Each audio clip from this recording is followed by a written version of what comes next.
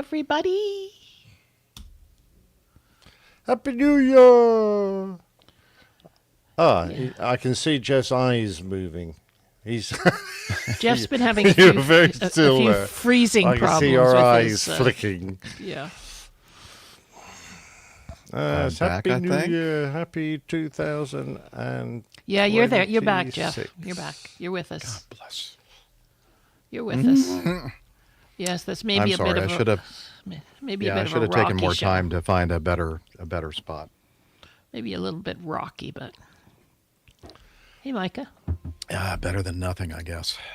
And Exactly. AJ and Steffi are planning to join us when they finish their Workaday World.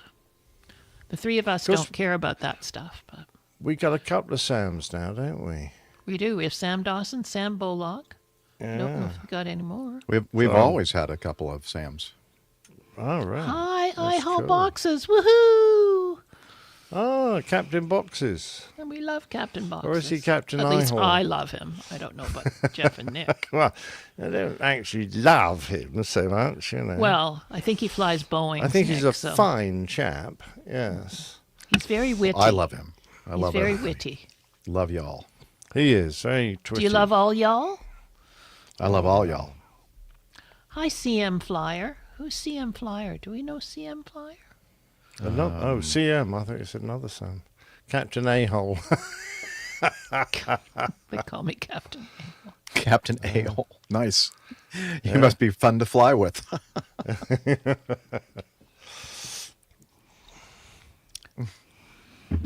All right, boys. My do you want my to just... grandparents must have. Sorry. Oh, it's Liz? Craig Messerman in Montana. Hi, Craig. Oh, hey, Sorry. Craig. Yeah. Sorry, My Nick. grandparents must have had a sense of humour because they named my father Arthur Alfred Anthony Anderson. So his initials were AAAA. Quadruple A. Alcoholics Anonymous, etc. ×2. Yeah. Okay, so who's ER Wings wing? Oh, that's Oslo? Erwin. Oh, that's Erwin. Erwin Goslowski. He's the lead of the tech team behind the scenes in the website and the thank you. platform Oh, and all Erwin. that kind of Oh, stuff. yes, okay. That helped you move things. And he sent some really good news. And when we talk about the coffee fund, he sent in a coffee fund Oh, great. contribution, and he sent us a little note which tells us about why he's celebrating. Oh, great. Okay, look forward to Grand. that. There's Ernest, MetroDoc, too. Yep. And he also sent a nice Oh, nice. contribution. You gentlemen, would you like to check Unity? Yes. By all means.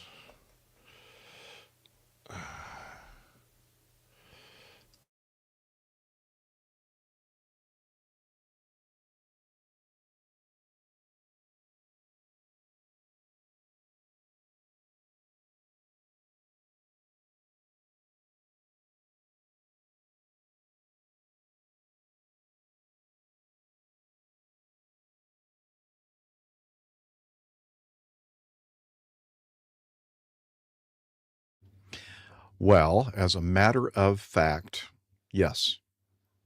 I have 2 recording devices on, and I think that we're recording on StreamYard, which is probably going to be my primary. Because, just warning you guys, I'm in the RVS, and I thought that my location with the Starlink antenna was going to be good enough. He was wrong. I was wrong. Jeff is ever the optimist, which is nice. I am. We appreciate that. Well, I don't know. It frustrates people, though. It can be frustrating. I know. I know. Do you guys want to give me a quick shout? I think I've fixed the audio on talk.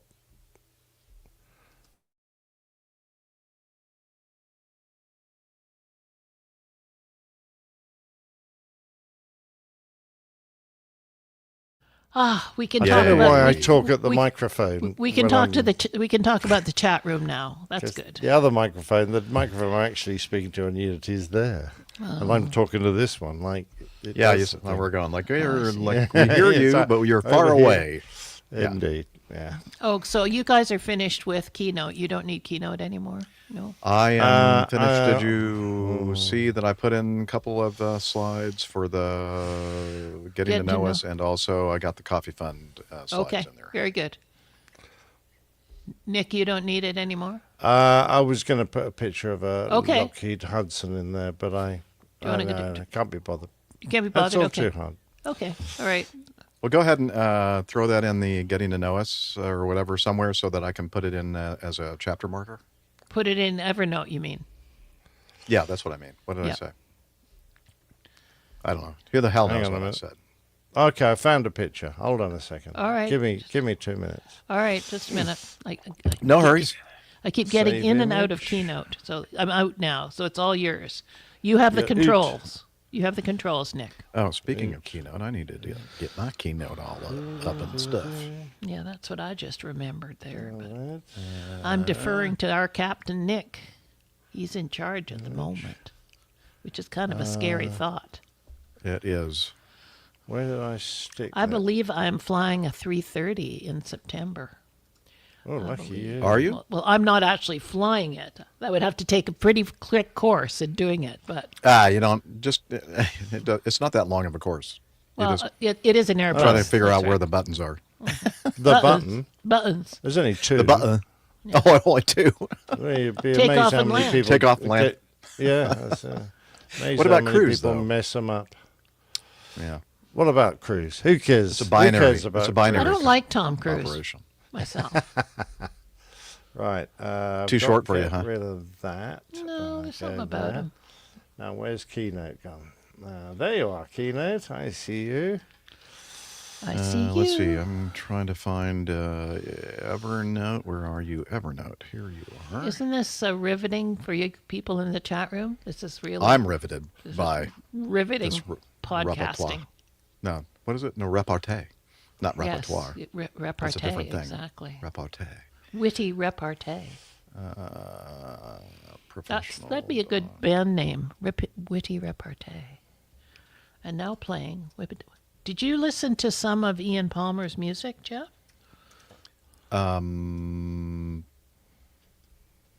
Yeah? The last feedback item? Oh, no.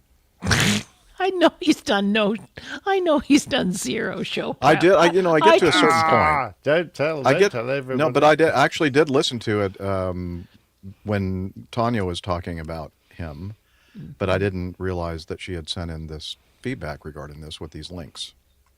Tanya's in the chat room. I've finished. She's probably really insulted now, Jeff. So But no, she knows me. finished. She's not insulted. She expects. you're causing problems? No, She you're not, expects Tanya. rubbish. Jeff's causing problems. You're That's done. my You're done problem. then, Nick. It's- Right? I am. it's all Yes, Okay, there's thank there's now a Lockheed Hudson. I see Hudson. it. I see it flying there in Keynote. It is indeed. Okay, just 1 minute. It's a little short, fat effer. It's not. Really, I mean, it's hardly an attractive looking effer. airplane. Please.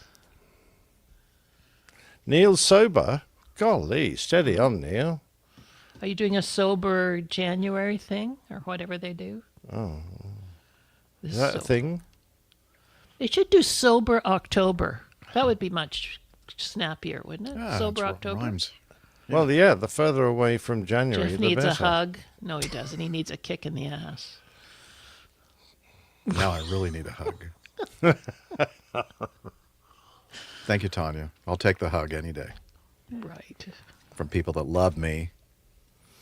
Oh, poor Jeff. Sometimes he just needs some tough love, that's all. Yeah. And he would agree Don't we with me all? if he wasn't feeling sorry for himself. Yeah, she's It's right. 2107 here in the United Kingdom. Looks Is like it? it. It's like 20, it's like 4:09 here. What happened to those 2 minutes? Yeah, so he's a couple of minutes behind us. Exactly. And he's supposed to be ahead of us. Yeah. Huh? Yeah, What's I'm the on difference? right. What's the difference between Eastern and UTC? 2 well, minutes. it's 4 hours and 58 minutes. Yeah, not 5. It's not Used to 5 be. hours. It used to be 5, but they Yeah, changed well, it that's, to 4:58. adjust. that's what happens something. every leap year. All right. Are we ready, Freddies? Let me see if Roger. Let's get a radio check from Roger. Let me. You're listening to the Airline Pilot Guy Show. The view from our side of the cockpit door. Yeah, I like it. Kind of sounds loud to me. Is it too loud? No? Okay. Sounds okay here. All right. Let's see here. Let me look at the script for the opening. I think we got that. And Peter we're going to start Tarantelli checking with in. this news. 2 pilots dead, helicopter crash, blah, blah, blah. I think Did you like all the helicopter crashes I found? Yeah, I know. Yeah, there are a lot of those. How about any hot air balloon crashes? Yeah, I'm just a No, bit I couldn't find disappointed at the any. lack of hot air balloon But there is crashes. a Grant McCarran. There must have been a lot There was to a Santa choose Claus from. crash. Really? Oh, Lord. The NTSB is investigating. Yeah, right. Reindeer in the area, in the terminal area. Reindeer in the terminal area. Yeah. Actually, You it's know an that, unfortunate name for a terminal area, isn't it? Because that's where people go to die, isn't it? I know, In it the terminal is. area. It's kind of terminal. Yeah, I mean, they shouldn't use that term at all. It's sort of like it's like it implies hospice, kind of almost. Like Oh, yeah. not good. You know the helicopter crash one, the second helicopter crash? Mount Kilimanjaro. Yeah. No, that's not the second one. Oh no, I'm sorry. I mean the third one. The Yes. one, the with- wedding How day many one. darn? Yeah. Do no, we We have have anything three. other than helicopter crashes? No, this is. I think it's a Okay. good theme. It's a nice theme. Okay. Well, anyway, the third one. Yes, with all the lovely Well, young so- ladies. So this, Yeah. this article basically, I mean, rightfully so, talks a lot about the personal. I know there's nothing people that were- aviation really in it at all. I just did it because it was another helicopter crash. Oh, Jeff's is frozen It's a very again. sad one, though. Look It's at nice Jeff. to, Jeff's looking down. He's sad. Oh, dear. Oh, he's back. He's back. He's He's back. back. You're back. Yeah. I'm back. I heard you the whole time. I don't know. Okay. Well, we didn't we'll- talk Oh, about you. I'll try not to mention it. Just warning everybody in the live audience that this is going to happen probably quite a bit during the show. And Nick and whoever else is on the show has been instructed to just carry on. So Carry on regardless. yes, exactly. This is a carry-on movie. Like Yes. Figure out what's going on. When it's like sort what of you guys are farcical. talking about. It's kind of farcical, like carry-on movies. Carry on podcasting. Yeah. Exactly. Anyway, so yeah, bear with us on that. Anyway, what I was saying was I got a link to Juan Brown's Blancalerio channel video on the helicopter On that- hitting a slack line, Oh, and yeah, so that that more it deals with right. actually what happened. Yeah, Craig Messerman's mentioning that in the chat room, the slack Yeah. line. Yeah, Yep. pretty sad. And I was though. going like, what's a It was slack on line? his Well, wedding day. Can you imagine? Like, Juan oh my God. talks about it. All right, Let me let's see. go. Did I? Hang on. Let me make sure I don't remember if I had the audio with Juan's thing or not. Let's see. Jeff was too busy out scouting Starlink locations. No, I don't. So I turned the volume all the way down on it. That's all right. I'll just tell you what he's saying. It's a tightrope. Yeah. Well, yeah, it is a So tightrope. it's sort of a slack But it's like tightrope. it's a flat tightrope. I'd never heard of a slack. Well, I always thought it was not a flat. I thought it was like slack, and it's sort of like you walk on it, and it's anyway. Yeah, it's the opposite of a tightrope. Yeah. Hi, Jim Fulton. All right, let's go. Oh, Jeff's frozen. No, he's not. He's unfrozen. he's- He's unfrozen. Are you ready, Freddie? No. No. Do you plan on being ready soon? Hey, it's been a couple weeks. I gotta get We just got to try and remember how it all works. flow. How do we do this again? That is true. Yeah. I must admit, it took me a while to set things up here. Okay. I don't know. I think I'm ready. We'll see what happens, I guess. All right, let's go. Oh, I need to get the countdown thing. That would help. Well, I mean, maybe a little bit.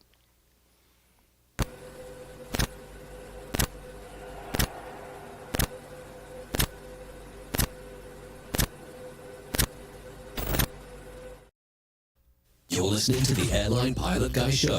The view from our side of the cockpit door. WAPG. It's the Airline Pilot Guy. Airline Pilot Guy, episode 690. Yeah, he's up in the sky. It's the Airline Pilot Guy. Hello, you're listening to the Airline Pilot Guy Show, the view from our side of the cockpit door, with your host, Captain Jeff, broadcasting live from APG headquarters in Roswell, Georgia. Today's show is recorded the week of January 5th, 2026. Yeah, he's up in the sky. It's the Airline Pilot Guy. Picture light and he's flying by. With the Airline Pilot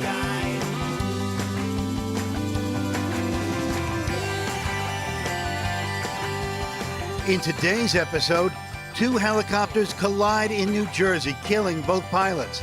And another helicopter crashes while descending from Mount Kilimanjaro following a climbing trip, killing 5 people. Also ahead, more news and your feedback. So get all settled in. Tray tables and seat backs in the upright and locked positions. Electronic devices powered on. I'm Radio Roger, and Flight 690 is ready for pushback. Thank you, Radio Roger Stern. He is an award-winning TV and radio reporter, currently at the #1 all-news station in the nation. 1010 wins on 92.3 FM in New York City! Welcome to the Airline Pilot Guy Show. It's an aviation podcast covering the latest in aviation news and answering your great feedback. I'm Captain Jeff, former U.S. Air Force pilot, retired Delta Airlines captain, and joining me, it's good to be back, by the way, after a 2-week break, and joining me from his Garden View studio, in Hartford, Hereford, and Hampshire. retired professional dog photographer, former RAF, RAAF fighter pilot, retired Airbus A330, A340 senior captain for Virgin Over-the-Pond Airways. It's Captain Nick. Hi there, Jeff. Lovely to see you. It's been forever. Missed you, I have, and you, Liz. Great. Show 690. Well, let's see. There was a bunch of people who used to ferry aircraft across the Atlantic during World War II, and they got airborne often from Gander. Now, we all airline pilots know Gander very well because it's a kind of a major en route diversion for anyone crossing the Atlantic.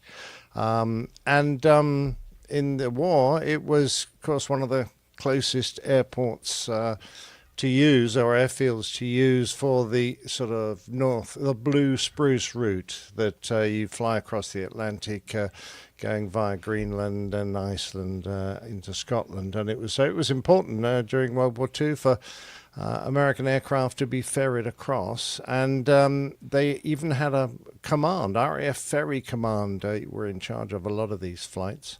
And in 1942, on the 6th of December, not that long ago, it was the anniversary, this Lockheed Hudson Mark 6 Foxtrot Kilo 690, hence the connection to this show, a military version of the Lockheed Model 14 Super Electra. They got airborne out of Gander.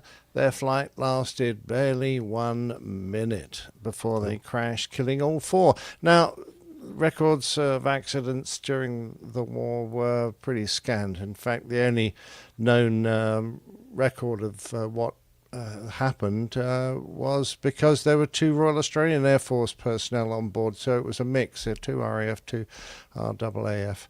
But they don't really know what happened. They just failed to continue flying for very long. So very sad. But it just brings to mind how important Gander, that I used to speak to all the time, going across the Atlantic, and used to have on our maps. Never landed there, but it was such an important airport and continues to be so. And it was big, Nick, in the after 9/11 when all those planes landed at Gander. Oh yeah, that's a great. You did a plain tale about all the people that were diverted into Gander on 9/11, and how wonderfully they were hosted, looked after by the people of Newfoundland. Newfoundland, uh-huh. And that beautiful, that lovely voice that you're hearing, that female voice, of course, is our from her studio in Toronto, Ontario, Canada, retired financier and aviation enthusiast, spreadsheet master, and our producer. It's the lovely Liz Piper. Well, Happy New Year, guys. I haven't seen you for a whole year, kind of. Well, Yes, indeedy. Sort of. sure. Sort of. Yeah. Somebody had Okay. a birthday while we were away. Oh, Yeah. yeah. Who? Is that? Yeah, it was me. Yeah. Yeah. Yeah, you. I'm no wiser, but I am older. Yep. Starting another round around the sun, trip around the sun. Yep. Right? Yeah. Are you into the I next am. decade yet, Jeff? No. he's No, not even I just turned close. 67. Oh, you youngsters. I know. don't Oh, I know. I'm such a young whippersnapper. Nothing but trouble. Yeah. Well, you boys, can you try and behave until Stephanie arrives, please? Oh, is Seth coming? Oh, Yeah, great. Steph and AJ will be Doubt here. it. Cool. Okay. Cool. Yeah. Well, we'll try to behave. Promise. All right. So hey, Nick. Yeah, I can hear you, Liz. I think Nick can hear you as well. Oh, wait a minute. Hang on. Oh. What well, is who's going that? on? I hear a voice on Unity, but he's not with us in StreamYard yet. Okay, he's working on it. So we're going to hear from AJ shortly, but in the meantime, we're going to play the news bumper.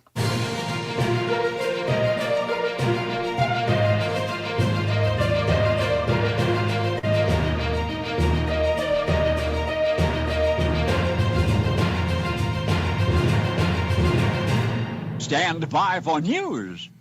All right, before we do that, we're going to introduce. Oh, here, I guess we need to do this. Hang on. Let me go back to my cheat sheet.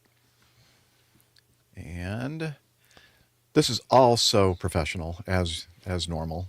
All right, here. Nothing changes. Yep, okay. Yeah, you'd think that, after another year that I'd get better at this, but you'd be wrong. And also, and a commercial multi-engine instrument-rated pilot with an interest in anything with enough horsepower to kill him. A.J. Schramm.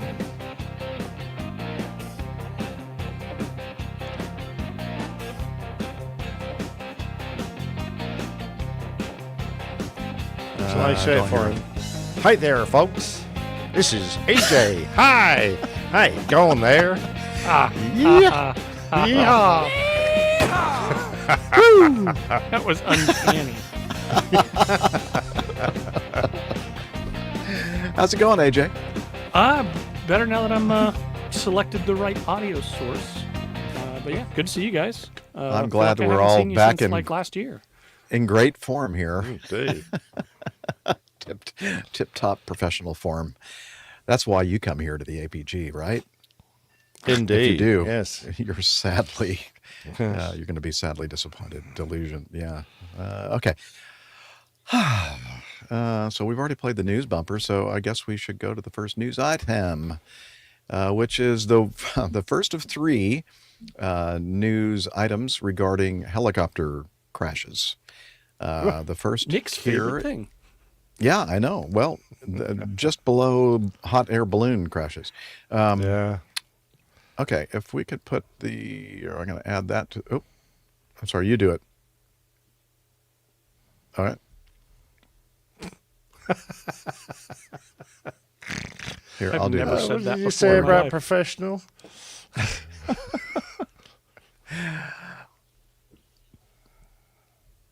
Oh, I did. What happened to it? Oh, well, what happened to my? From the New York Times. No, it's Okay. from NBC News on YouTube. I don't know why. Maybe when my signal dropped or whatever, it decided to drop that other thing. Okay, hang on. Share screen. Window. Presenter display. Maybe I never got that far. Maybe I never did share it. Okay. There we go. So let's start with the first of three news items regarding helicopter crashes, and this from the local news affiliate, wherever this happened. I can't remember. Somewhere in New Jersey, I think. Here we go. Oop. Dang it. Now I hit the return key and I had the wrong window in focus. Breaking news in South Jersey. Two Hey, shut up. helicopters Breaking collided news. midair. One of the pilots died. The crash critically Two, injured actually. the other pilot. Yeah. It happened about 11 o'clock this morning in the town of Hamilton in Atlantic County. Video shared on social media shows one of the helicopters spiraling out of control before it crashed to the ground. Amanda Pitts from our ABC sister station WPVI in Philadelphia is in Hamilton with the latest on the investigation. I saw one go down, and then I saw the other one go down, and it was a little bit of disbelief. It's like, is that really happening? Sal Filipino couldn't believe his eyes when the two pilots he just watched take off from the Hamilton Municipal Airport in their helicopters crashed minutes into their flight. He owns the cafe at the airport. It was shocking. Still shaking a little bit to see that happen. They were just at our cafe having breakfast. They're regulars. They come in. They seem to be very nice people. Investigators say the pilots collided in air around 11:25 this morning, crashing into this field off of Route 30 by Basin Road in Hamilton, New Jersey. One pilot died. The other was flown to a trauma center in critical condition. Reports were that they were flying in tandem, that they were flying close together, which is probably what caused the collision to occur. Too close. Seconds before the crash, Diana Clough noticed something was off with the choppers. She was in a parking lot a few yards away. And they were flying lower than I would presume a helicopter would be, and they were flying really close together. Where's that too Captain close. Nick? And I say to myself, my God, I hope they're just flying too close. I hope they don't clip each other. And the minute I said it to myself, the impact occurred. A witness captured this video of one helicopter spinning out of control before crashing and catching fire. It's something no one should actually see in their lives. Now we're told both pilots are from the tri-state area. They have not yet been identified at this hour. The FAA is here on scene investigating. The NTSB will join them first thing in the morning. Live in Hamilton, New Jersey, Amanda Pitts, Channel 7 Eyewitness News. That's from Channel 7 Eyewitness News in New Jersey. And just to add, the update is that the one that was the other pilot seriously injured did succumb to his injuries as well. So both of the pilots are deceased. So Wow. very sad. I guess it just got a little too close, too close in tandem. Yeah. Well, I mean, if they're going to collide, they're going to end up quite close to each other. Were they actually aware of each other, or were they deliberately formatting on each other, or was it just the fact that they were trying to occupy the same piece of airspace at the same time? According to the journalists, that they're pretty good at all the aviation facts and stuff. They Flawless. said, they said they were flying in tandem. So I don't know if that's actually true, if they really were intentionally doing that, or as you say, Captain Nick, they just happened to have become flying in tandem and then got too close. Yeah, I don't know. Well, hopefully we'll find out in the future when the investigation occurs. All right. Let's go to helicopter crash number 2. This from the NewYorkTimes.com. 5 killed in a helicopter crash on Kilimanjaro, Africa's highest peak.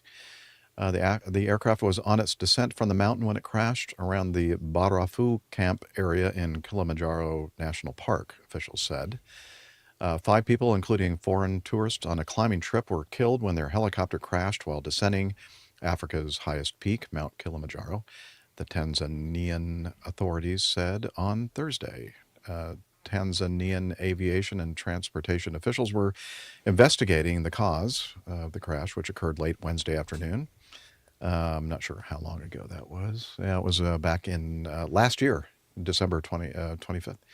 A local tour guide identified as Innocent Mbaga, doctor, Jimmy Daniel, Constantine Mazonde, a pilot from Zimbabwe who was living in Tanzania, and 2 Czech nationals, David Plos and Anna Plosova, both 30 years old, were on board the Airbus when it crashed.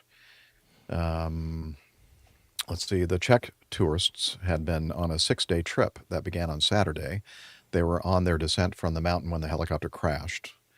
And I guess they one of the uses of this helicopter is providing transportation for those who climb the ascend the Mount Kilimanjaro, but don't want to go through the very lengthy, I think, 6-day hike down the hill. And this helicopter will take them, get them back pretty quickly. And the name of the company who owned and operated the helicopter is Kilimed Air. And so I guess they also operate like a what do they call it? Like a air ambulance service with the helicopter as well. Here's the part of it where it talks about the fact that they provide a speedy descent service for climbers who have reached Kilimanjaro's peak and find the traditional only 2-day descent challenging, offering flights that allow them to skip the long trek. Kilimanjaro is the world's highest freestanding mountain, with its peak reaching more than 19,340 feet. Let's see, the mountain's also one of the largest volcanoes in the world, with 3 primary volcanic peaks. Yeah, so they're investigating that one to figure out what happened there. That's all we know. All right. Helicopter crash number 3. This from foxnews.com. A helicopter crash kills 4. This is sad. I mean, they're all sad. Anytime there's a loss of life. But this one especially poignant, I think. Experienced pilot David McCarty and his 3 nieces died when the helicopter plunged to the canyon floor near Superior, Arizona. Helicopter crash in a remote Arizona canyon killed a local man and his 3 nieces on his wedding day after the aircraft apparently struck a slack line strung across the terrain. Fox 10 in Phoenix reported that the victims of the crash, which happened on Friday, were identified by family members. And again, this happened a little while ago, January, not too long ago, just about 5 days ago. The crash happened near Superior in Pinal County. I think that's the way you say that. Pinal County, east of the Phoenix area. Shortly, the helicopter took off from Pegasus Air Park. All 4 people on board were killed when the aircraft plunged to the canyon floor. The pilot, who was about to be married later that day, and his 3 nieces, and 2 families lost loved ones in an instant, and that was pretty shocking, I'm sure. So I didn't understand exactly what it means to hit a slack line. I figured some kind of a line that's strung across the valley of the canyon. And so I did find Juan Brown, his wonderful Blancalirio channel, and he does such a great job of explaining these accidents. And in his video released regarding this particular incident, he talks about the slack line. And let me go ahead and put that video. Thanks, Liz. And I'm going to hit that. So I've turned the volume off, but he's talking about the pilot and the 3 young ladies involved in the crash. There's a picture of the MD. Is that an MD 500? I think helicopter. Yeah, McDonnell Douglas 500 helicopter. And let's see. I'm probably going to have to go and. He's talking about the company and the pilot of the craft right now. Now, in this part of the video, he's talking about the flight path, and to the right there is where the helicopter ended up hitting the slack line and crashing. Now, I was thinking, well, what's the slack line? So he has this video, or not, in the video, he has a picture of some streamers hanging from the slack line, and apparently there was a NOTAM issued for the slack line, but you would had to have looked at the NOTAMs for the airport near Superior, and that was not his destination. He was just passing by this area on kind of a sightseeing tour before the big celebratory wedding that was to occur later in the day. And so I don't think there was any reason for him to really know that there was a NOTAM issued for this slack line. Apparently he is very versed in flying low level, 500 feet or lower in the helicopter. And this slack line, I think, was at 600 feet, something like that.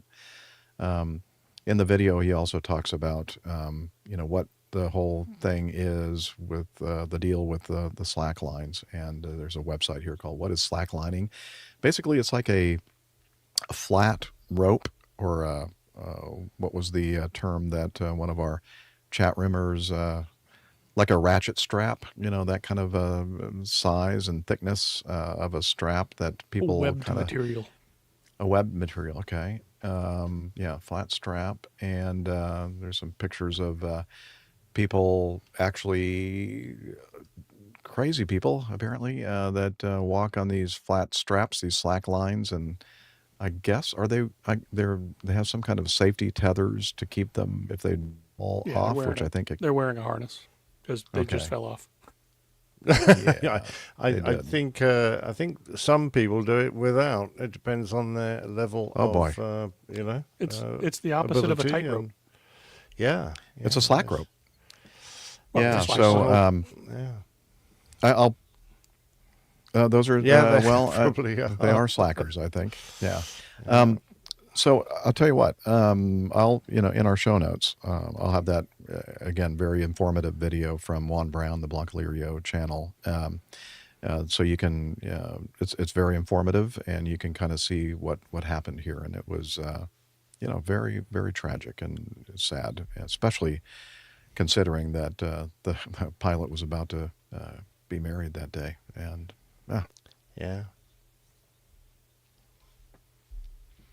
Tim Van Ram in our live audience, totally unrelated. Highly recommend Fridays with Frank, a deputy in Pinal County, on YouTube. Okay. Well, thank you, Tim. Why did you point that out to me, Liz? But thank you. Okay. So this is when we had the pre-show meeting before we went on air that says if we see something from Tim, let's just don't repeat it and emphasize it at all. Well, just pretend that we had one. I was there. You remember. Okay. We don't want to make light, of course, of this whole tragic incident. I don't know. What do you guys think about this?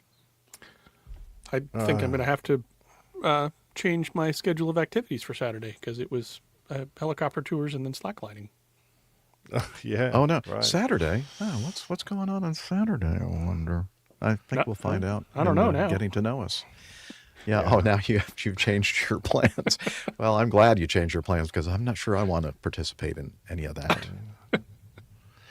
For me, it's just another indictment of how useless NOTAMs are to us. This guy, probably if he'd spent the morning searching, he might have bumped into this NOTAM, but it's very hard to, out of all of the hundreds, if not thousands of NOTAMs that might have affected him, it would have been very hard for him to zero in on this one NOTAM that killed him. Because they're just very poorly presented, very hard to find, and difficult often to interpret. They're often given just latitudes and longitudes, so you've got to get maps out, plot positions. You've only to discover that it's actually 100 miles from where you're flying. So you think, why did I bother doing that? But every now and again, of course, you find one that actually directly affects you, and if he'd been, had hours and hours to do it, he probably could have sifted through all the NOTAMs for that morning and then managed to find the appropriate one and gone, I'll just mark that on my map and avoid that. But sadly, he didn't. And, it's time with all the ability we have to electronically highlight stuff that's not important, like when my dentist appointment is and all this kind of stuff. We've got all the facilities in the world on our computers. we can't figure something out that saves lives, actually saves lives in the world of aviation. I was going to say that Juan did bring up the point that if you're using the very popular flight planning mapping system ForeFlight, there's a way. Maybe AJ, you can address this. There's a way you can present a layer of NOTAMs that are near or on your routing that may have. Yes, if you plug the routing in correctly. If you're just flying around, it'll show you things like TFRs, temporary flight restriction areas, and things like that are kind of location specific but not based off of an airport. Yeah. This being associated with an airport, I don't know that would have shown up. I'd have to dig into the software and see if there's a way to make that show up. But off the top of my head, this being associated as an airport NOTAM, I don't think it would show up like that. A TFR certainly would. Well, it's such a shame because I can go to Google Maps and I can, use my finger, highlight an area and search in it for cafes or whatever I want. There's no real equivalent for aviation to sort through NOTAMs in the same way yet. So I can go and find a cup of coffee, but I can't find out that there's a slack line out there 600 feet high that I might fly into and might kill me. The newest version of Google Maps has a button right next to the restaurants one, slack lines. For slack lines. So Peter Tarantelli in our live audience he says some have suggested publishing a TFR versus a NOTAM. That may have been helpful. It would be such a small, tiny. I mean, the TFR would be what, 2,000 feet wide by 5 miles. Yeah. 1,000 feet tall. Yeah. I mean, I don't know. I think that would be a difficult thing to create, validate, and produce. One of of my few helicopter friends, I think probably among all of them, the thing they are the most terrified of is unseen lines, wires, power wires, power lines, slack lines, things like that. Because it's just so impossible to see those until you crash into them, and as we see, it can be fatal. Yeah. Main Marin. No, I used to do low flying around Norway every now and again, and I was always terrified going up and down the fields because they string a lot of high power electrical cables from one side of a field to another, and they're absolutely deadly. They do hang orange footballs off them so that in theory you can see them, but when you're beetling along at 500 knots, you come across them very easily, and they're almost impossible to see because they just merge with the background. And I'm sure it's a similar sort of thing for the helicopter guys. They may have had some ribbons hanging off this thing, or they may have they're white little streamers. But and they said they were lights too, but it doesn't look like it in that picture. If it's in the daylight, they're not going to have unless they're really high, bright, intensity, very bright strobes. Strobes, Anyway, it's just damn sad, and it's such a tragedy for the family about to enjoy their nuptials. Yeah, very sad. Hey, the opposite of sad is we have another. What happened to her? She's gone. She probably heard me talking and decided she wouldn't. Oh, she went, those guys. I'm out of here. Maybe they didn't notice. Yeah. Well, we were about to introduce Dr. Steph, but we'll have to wait until she comes back. Yeah. Yes. Main Marin says regarding the ForeFlight NOTAM presentation, it will show a gray circle. You need to click on it to find out what the NOTAM is. So there we go. And we'll, anytime that you're ready to join us, Steph, you let us know if you can actually hear me right now. There she is. I had to do the thing where I reset all my stuff because for some reason it doesn't like to recognize all my equipment, and it just wants to play sound through the computer speakers. Then as soon as I unplug and plug back in, it works just fine. Yeah. My equipment's so old, no one can recognize it now. Gonna leave that one alone. Yep. I was a little worried with using the word equipment in my explanation there that there would be some sort of commentary. Really but not worried enough to stop yourself. No, from saying I it. figured I wanted to see what happened. I was curious. Well, we do try to Curiosity provide killed the entertainment cat. on the show. That's right. May Marin also says, notice to air person. Yeah, wouldn't that be a no tap? A no tap. Yeah. Erwin, our website guru, says, really surprised me that you don't have a simple web service where you can just enter your route, get relevant NOTAMs. In Germany, we have that, luckily. Yeah. If you enter your route and you have, a destination and a origin point, it'll pull up NOTAMs along the way in your flight planning software in Garmin Pilot or in ForeFlight. But for what this guy was doing, it sounded like he was going to go do a quick little, sightsee through the canyon. I highly doubt that he did any GPS planning, any navigation planning. It sounded like he'd done this a million times. Which like is doing a flight plan for another going around the reason pattern. not to be concerned about possible wires, because every time he goes there, there's nothing there. So what's the problem? Yeah, I don't know what the solution is. Not let people do their slackline things. Yep. Stop the slacklining. Yeah. Of course, they would argue, stop the helicopters from flying by. Come on. Yeah, exactly. I think the helicopter people have more money than the slackline people. Yeah, I think so. Yeah. Well, you could just try All right. slacklining between two helicopters. That might there satisfy you go. both needs. And then when we get tired of the people, you can just go apart really fast. It becomes a very tight line for just a second or so, or fraction of a section, and then it Yep. bursts apart. Yeah. Okay, Liz is saying, let's move on. Let's continue then with, you're right. We shouldn't kid around because it was a tragic situation, and we're not making light of it. Let's continue with this next item.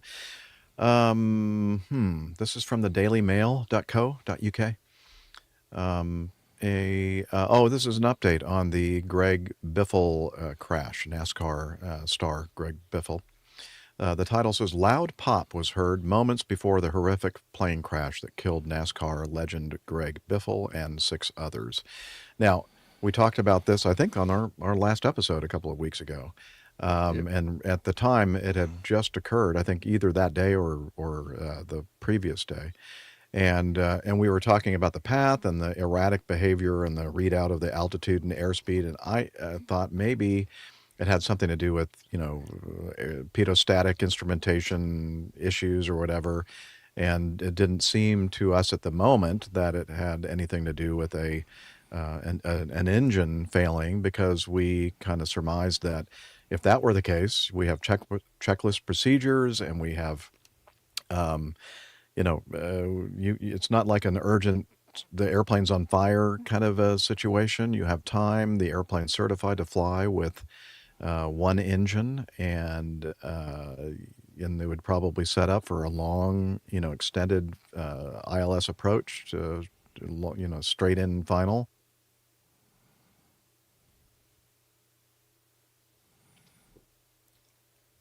Oh. Is that Jeff frozen? Or me frozen? It's me. It's Oh. Jeff Frozen. Well, Steph hasn't been briefed. So when that happens, we're going to pretend like nothing's happening. Oh, okay. Sorry, and I was we're- confused as no, to why no, no you one didn't know. seemed to- I was like, we didn't, maybe we it's didn't, me. we didn't mention it. We didn't brief you. So it's my issue with the Starlink and where I am located, and so we're going to be relying on the local recordings that will be uploaded after the fact, and so just kind of everybody, I said, bear with me on this, and we'll see what happens. Okay. What was I saying? Do you remember, Liz? Oh, yeah. So when we were talking about this, we kind of ruled out, of course, it was all speculation, wild speculation at that point. But turns out that it wasn't long after we recorded the show that they said, or there was indication that there was a problem with one of the engines, and it was an engine failure. Well, I'm not saying it was, but they're thinking, things are pointing to the fact that they were having an issue with one of the engines. A friend of the pilot who was killed in the tragic plane crash that also claimed the life of former NASCAR star Greg Biffle has claimed that there was a loud pop in the moments after takeoff. Let's see. Let's see. I'm sorry. I'm kind of scrolling through here to kind of get to the important stuff. All I know that there was a large, loud pop like something broke on the plane at takeoff, and he immediately had to turn around and make an emergency landing. Let's see. Kenny Wallace, another NASCAR racer and friend of Greg Biffle, said, here's what I think. This is what he said on his YouTube channel. I think the plane took off. I think they lost a motor, and then I guess it started having a lot of drag on it. In other words, yes, we know it should fly just perfectly with one motor. Let's see. And then here's a quote. I think we lost a motor. That's where all the up and down was taking place. Oh, this is Kenny Wallace still. They decided to come back. The flaps are down, and they don't have any horsepower. There was so much drag. They had the throttle wide open that they just didn't make it. I think that's just what happened. Of course, this is, again, not an investigator, trained accident investigator. It's just a friend and fellow NASCAR racer that has a YouTube channel. He's a pilot, yes. So that makes things interesting here. If you go through your checklist procedures of engine failure on takeoff or shortly after takeoff, one of the things that you want to do once you get to a safe altitude is remove as much drag as you can from the aircraft so that you have a chance to continue flying with just one engine. But again, I don't know. I've never flown this airplane. I don't know anything about it and what the checklist procedures are of the Cessna Citation 550. I don't know. So you guys might want to add more to this. Oh, I'm sorry. Liz is saying something to me. Go ahead, Liz.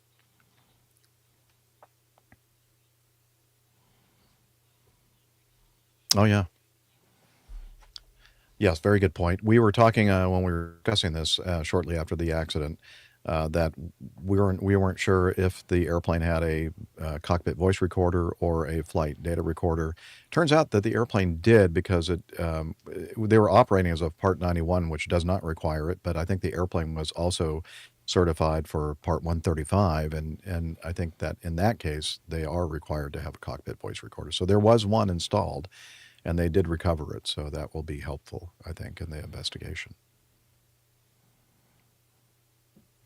Yeah, So no data recorder, but they might have. Or they're analyzing the cockpit voice recorder now, so they'll have more information to give us before long. And I'll admit that I have been exceptionally busy with work and other things the past couple of weeks, so I haven't kept up with this much since it happened. Being relatively local to where I am, there's been a lot on the news, which still I haven't watched a ton of or heard a lot of, but I don't know that there's been any. I know they released some 911 audio calls, but I don't think they've had much beyond their initial updates when the NTSB traveled to the site to begin their investigation. I haven't seen any of that, and I just did a quick search to see if there was any information released from the cockpit voice recorder or anything else that they've gathered, and I don't see anything definitive just yet. So I think all of this was just information from friends of Greg Biffle, of the family, other drivers, and kind of their thoughts and speculation on what was occurring as well. Yeah. In the preliminary report, as Liz is saying in the background, that there's likely going to be more information regarding what they've discovered so far. There was one of the family members on board the aircraft that texted another family member that we are in trouble, emergency landing.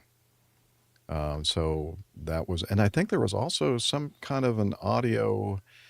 Maybe on Unicom somewhere that, and it may have been the co-pilot, who I believe is the son of the acting pilot in command.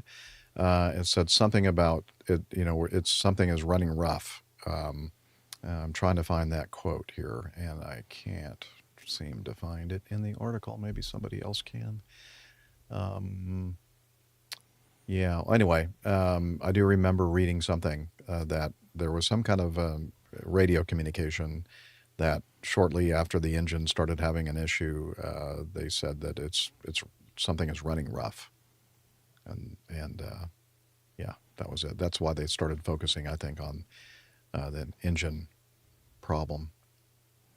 Apparently, amongst the items collected are the ground proximity warning system, the Garmin multifunction displays, and they'll be able to get into the memories of those if they're still intact and glean some information. They've taken various cockpit instruments and of course, the caution warning panels, because they can tell whether there were cautions lit or not, usually from the conditions of the bulbs in those, although some of them may be new LED ones. I don't know if the technology has exceeded their ability now to tell whether a caution was on or not when the crash occurred. But certainly in the old days, you could tell from the tungsten bulb whether the filament was destroyed when it was hot or otherwise. But with traffic accidents, we found similar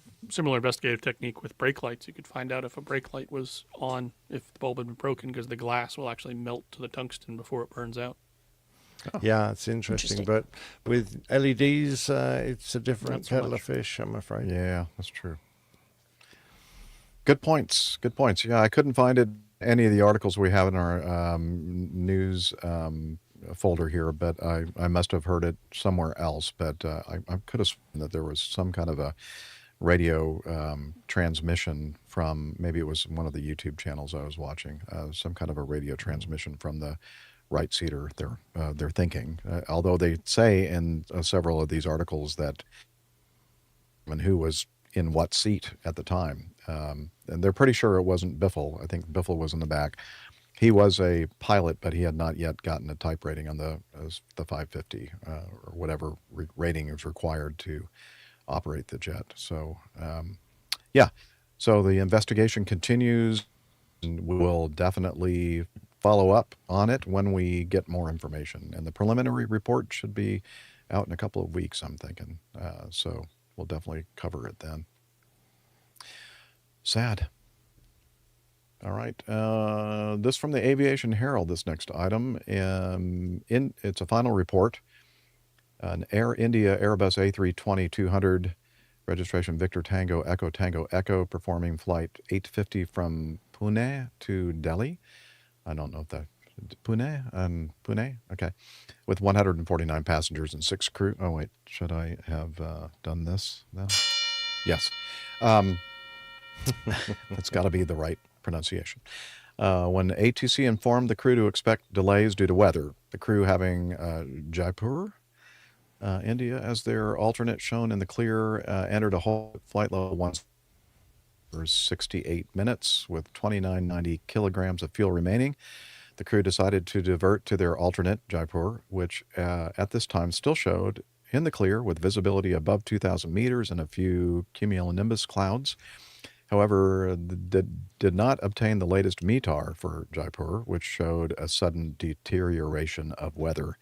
The aircraft informed Jaipur about a low fuel situation, commenced the ILS approach to the runway 27, however, aborted the approach due to a wind shear at 3,300 feet. Onboard fuel was 1,600 kilograms remaining. Ooh.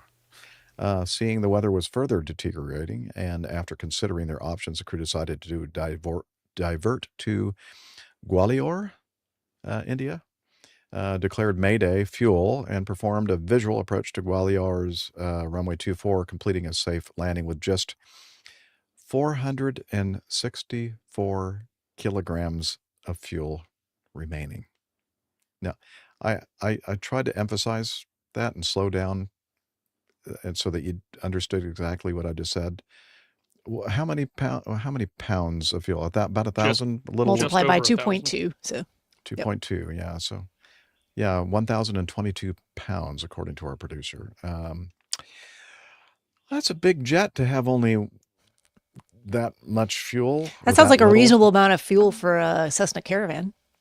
Sure. A short. To start with. Yeah. To start. Yeah. Okay. Let's see. The final report concluded that the probable cause of the fuel emergency were the flight crew's decision to divert to alternate aerodrome without obtaining the latest weather. Yeah, that's helpful. An attempt to land in deteriorating weather conditions, resulting in low fuel. Further diversion to unplanned aerodrome led to the situation of emergency landing due to fuel. Let's see. Yeah. What do you guys think? Anything to... There was an interesting section about the company's diversion criteria. Sorry about that. That's right. And I read it and thought, well, that's kind of weird, because what it seemed to suggest was, I couldn't find the exact wording of the company's diversion policy, was that they would much prefer their captains to use their diversion fuel to hold at their original destination rather than actually divert with it, which, if the weather's not improving sufficiently quickly and you use your diversion fuel to hang around your destination, you've no options once you've consumed all that fuel. Now, they hung around probably too long, and then even though they were sort of holding and waiting, they didn't keep a close enough eye on the weather. So when they did finally decide to divert, they did so with very little fuel, and then had to, when they found out the weather had deteriorated at their diversion, they then had to find yet another diversion to go to. So there were, I think, a certain amount of criticism regarding the company's policy on allowing their captains to burn their diversion fuel in holding patterns rather than using it to get to a diversion, which is, after all, it's there for. Yeah, I could see the criticism of that policy for sure. Main man Micah in our live audience says Air India has had and continues to have considerable problems in operations.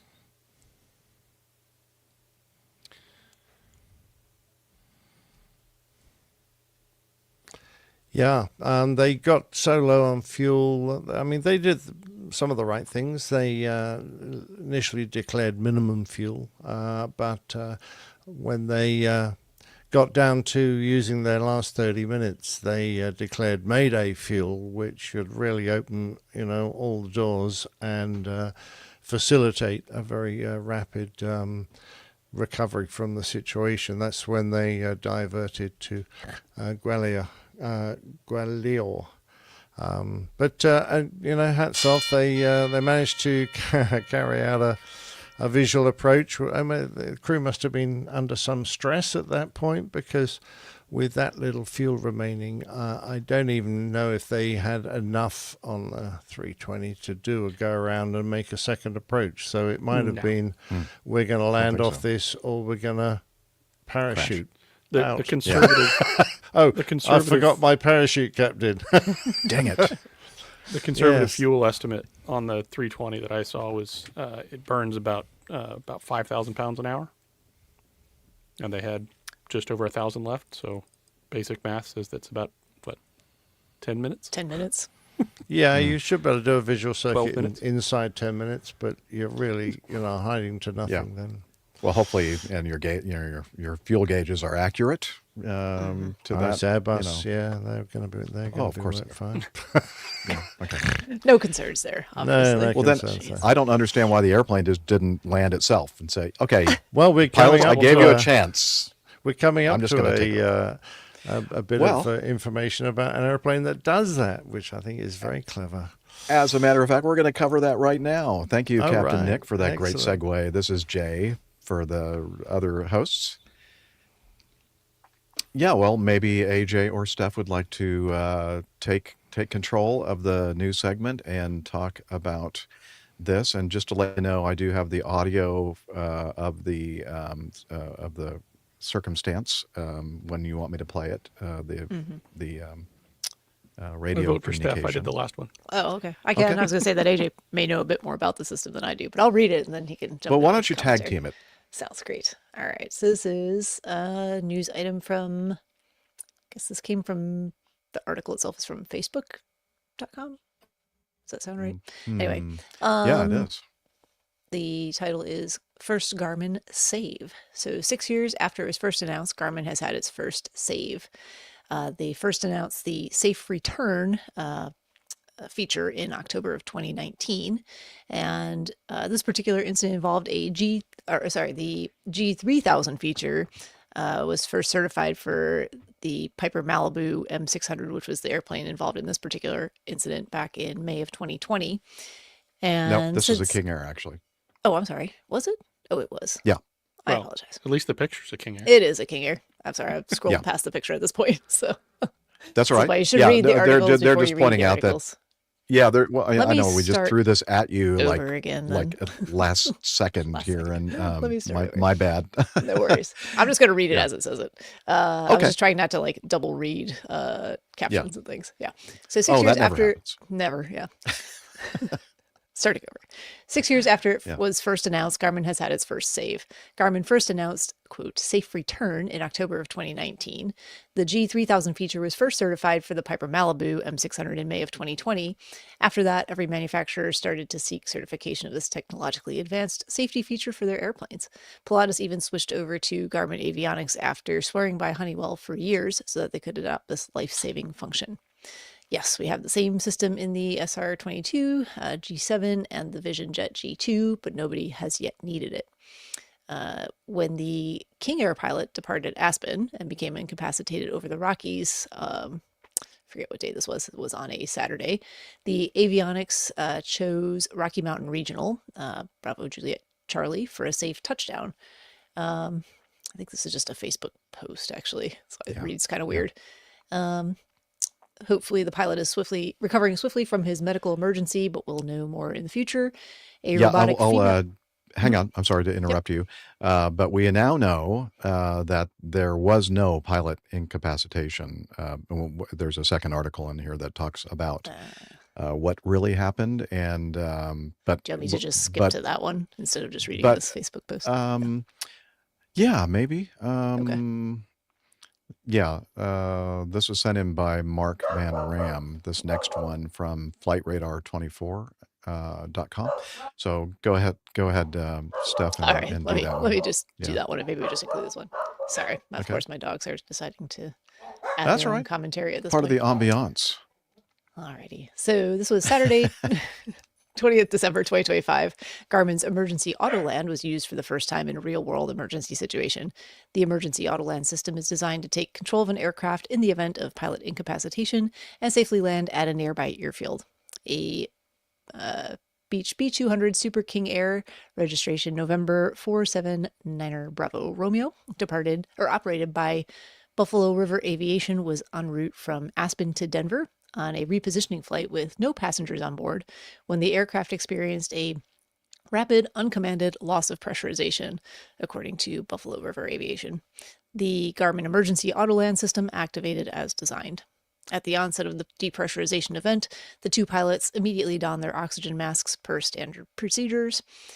In this case, however, the pilots were not actually incapacitated. The emergency Autoland system activated automatically due to the rapid decompression, but the pilots remained alert and able to operate the aircraft. Buffalo River Aviation explains in more detail, due to the complexity of the specific situation, including instrument meteorological conditions, mountainous terrain, active icing conditions, unknown reasons for loss of pressure, and the binary all-or-nothing feature of the Garmin emergency systems, the pilots, exercising conservative judgment under their emergency command authority from FAR 91.3, made the decision to leave the system engaged while monitoring its performance and attempting communications as able within the constraints of the system. While the system performed exactly as expected, the pilots were prepared to resume manual control of the aircraft should the system have malfunctioned in any way. Do you want me to keep going, or that's... We can, you want to play the Sure. the audio that we have here? Okay. We can kind of hear what the air traffic control heard and other pilots on frequency. Number 353 Victor Romeo, MSL, remain outside of Cloud Stealth. I'm getting an emergency. We're going to have to sterilize here soon. This is at that airport, Rocky Mountain, what is it called? Rocky Mountain Regional? Rocky Mountain Regional, I think. Okay. TCK Foxtrot Mike Metro Ground Taxi Alpha, runway 3, Bravo 1. I've got a Nordo King Air that's also experiencing emergency. So I'm going to have to full stop you on this one. Turn base. When they want to right to 6 Fox Taxi, action man if we get a southbound departure. Number 6 Fox Fox Red. I can give you a touch and go with a southbound if that works with you. That'd be amazing, 6 Fox Fox. Number 6 Fox Fox Red. Turn base when we want to right to touch and go. And on the go, fly runway heading. Once you're ready, clear touch and go on the go runway heading 76 Fox Apache, thanks for help.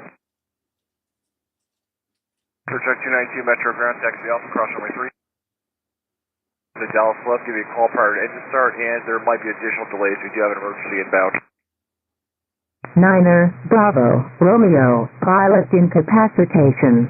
2 miles south of Kilo, Bravo, Juliet, Charlie, emergency auto land in 19 minutes on runway 30 right at Kilo, Bravo, Juliet, Charlie. Currently about, the computer's estimating to be on the ground here in a few minutes, and they are doing auto land procedures. We are expecting them to kind of stop on the runway. 4, 7, Niner, Bravo, Romeo, pilot incapacitation. 7 miles southeast of Kilo, Bravo, Juliet, Charlie, emergency auto land in 13 minutes on runway 30 right at Kilo, Bravo, Juliet, Charlie. I'm pretty sure that was a computer. November, 4, 7, Niner, Bravo, Romeo, pilot incapacitation.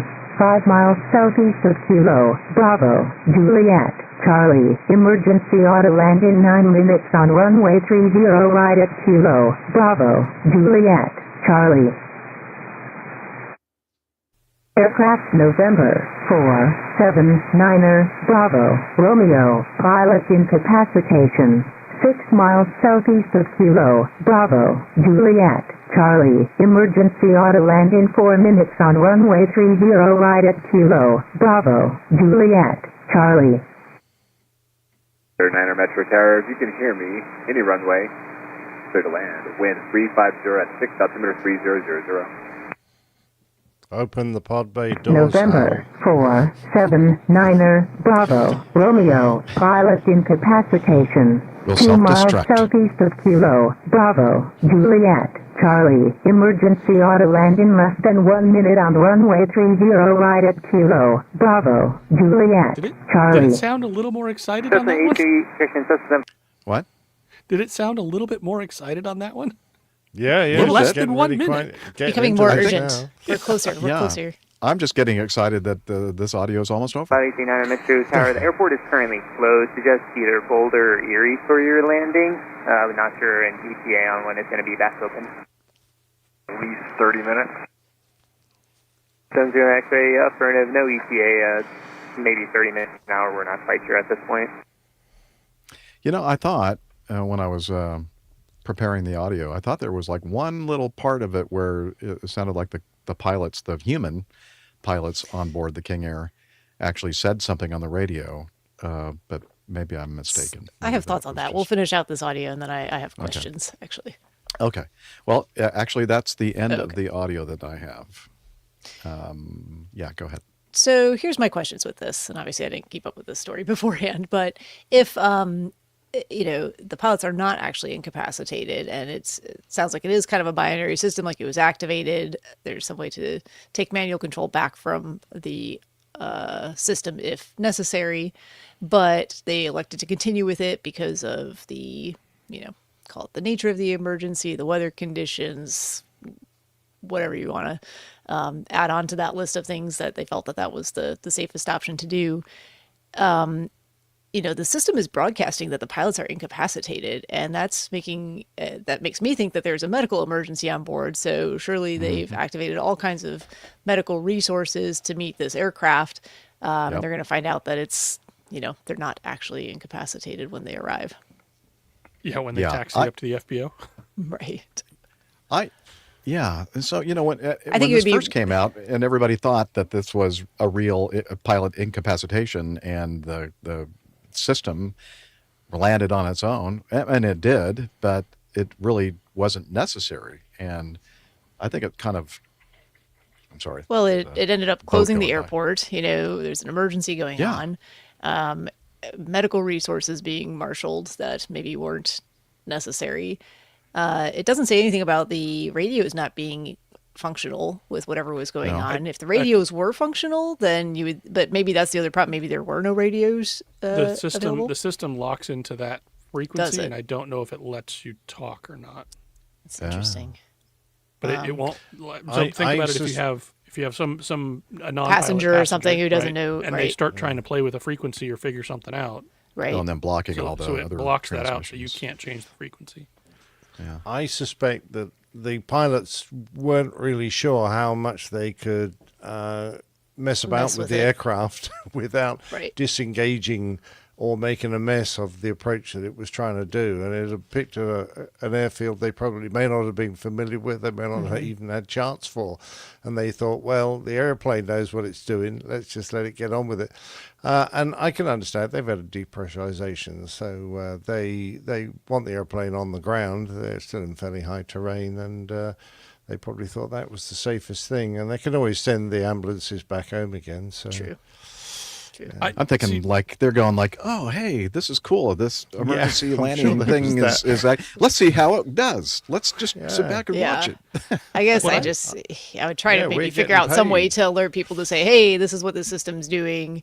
You know, we're actually okay, but we'll be like physically we are okay. The airplane has had an issue. There's still an emergency from an aircraft standpoint, but Yeah. I'm just surprised there's not a way around that. You know. Well, perhaps, I mean, they're going to glean a lot of information from this. Perhaps they will modify the system to allow that and brief the pilots better on what they can do and what they can't do when the airplane's doing its automatic landing. I want to know if the system read the NOTAMs for that airport before it decided to land there.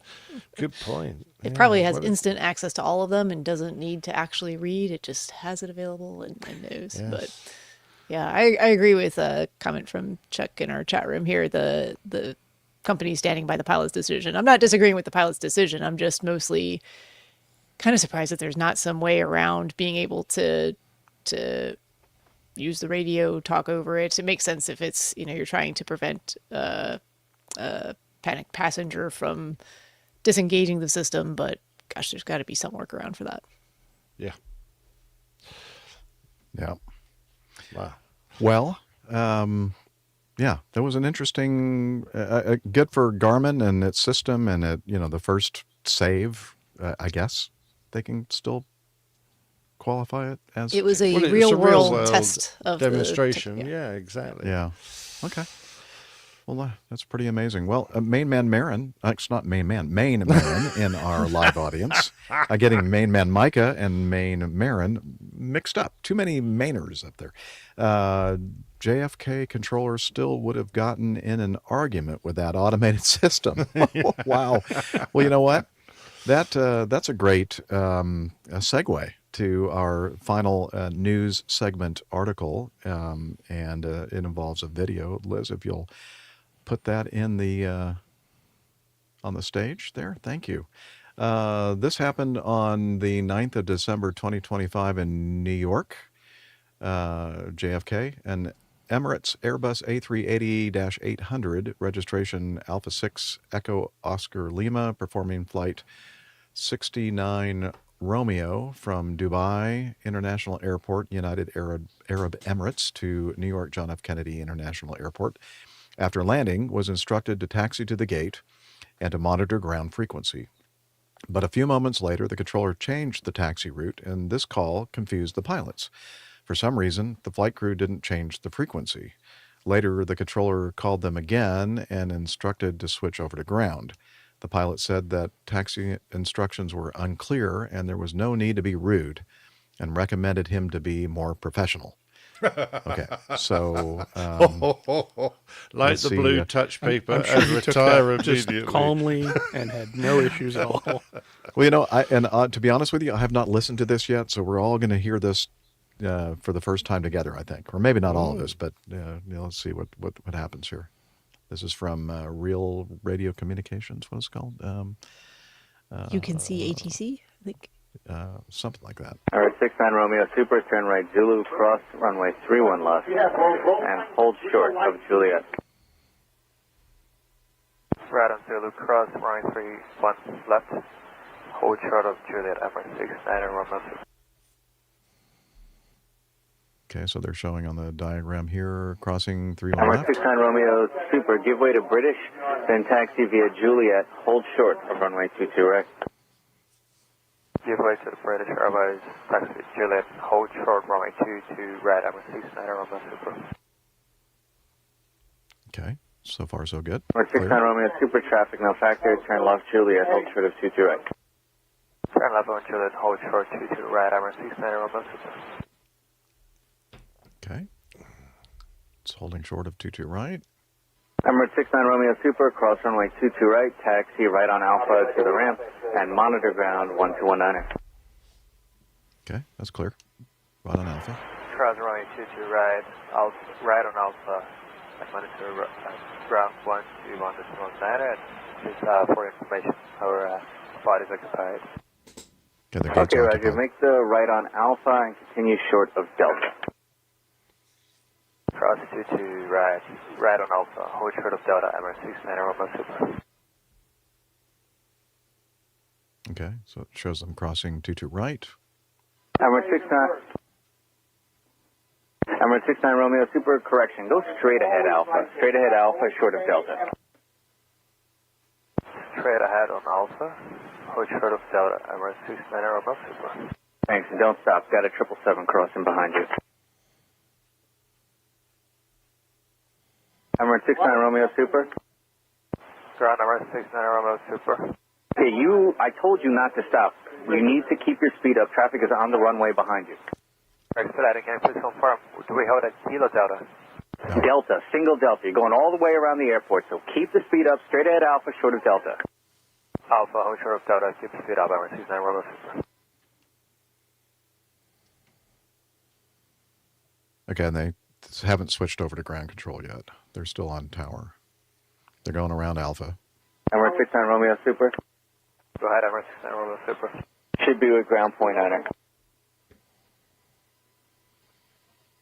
Ground point 9, by the way, sir, your instructions were not clear before, so expediting was not a good idea. There is no need to be rude, just be more professional next time and more clear, thank you. Straight ahead on Alpha, hold short of Delta, unclear. Yes, it was unclear. We are 4 pilots here and nobody understood you. And there is a native English speaker, so more professional and more clear, thank you very much. Can you inform me what a clear instruction would have been if I wanted you to go straight ahead on Alpha, short of Delta? We are going to switch with point 9 now. Ground gear, that's number 69 Romeo Super. Number 69 Romeo Super, Kennedy ground. Number 69 Romeo Super. Number 69 Romeo Super, go ahead. Number 69 Romeo Super, is your gate available?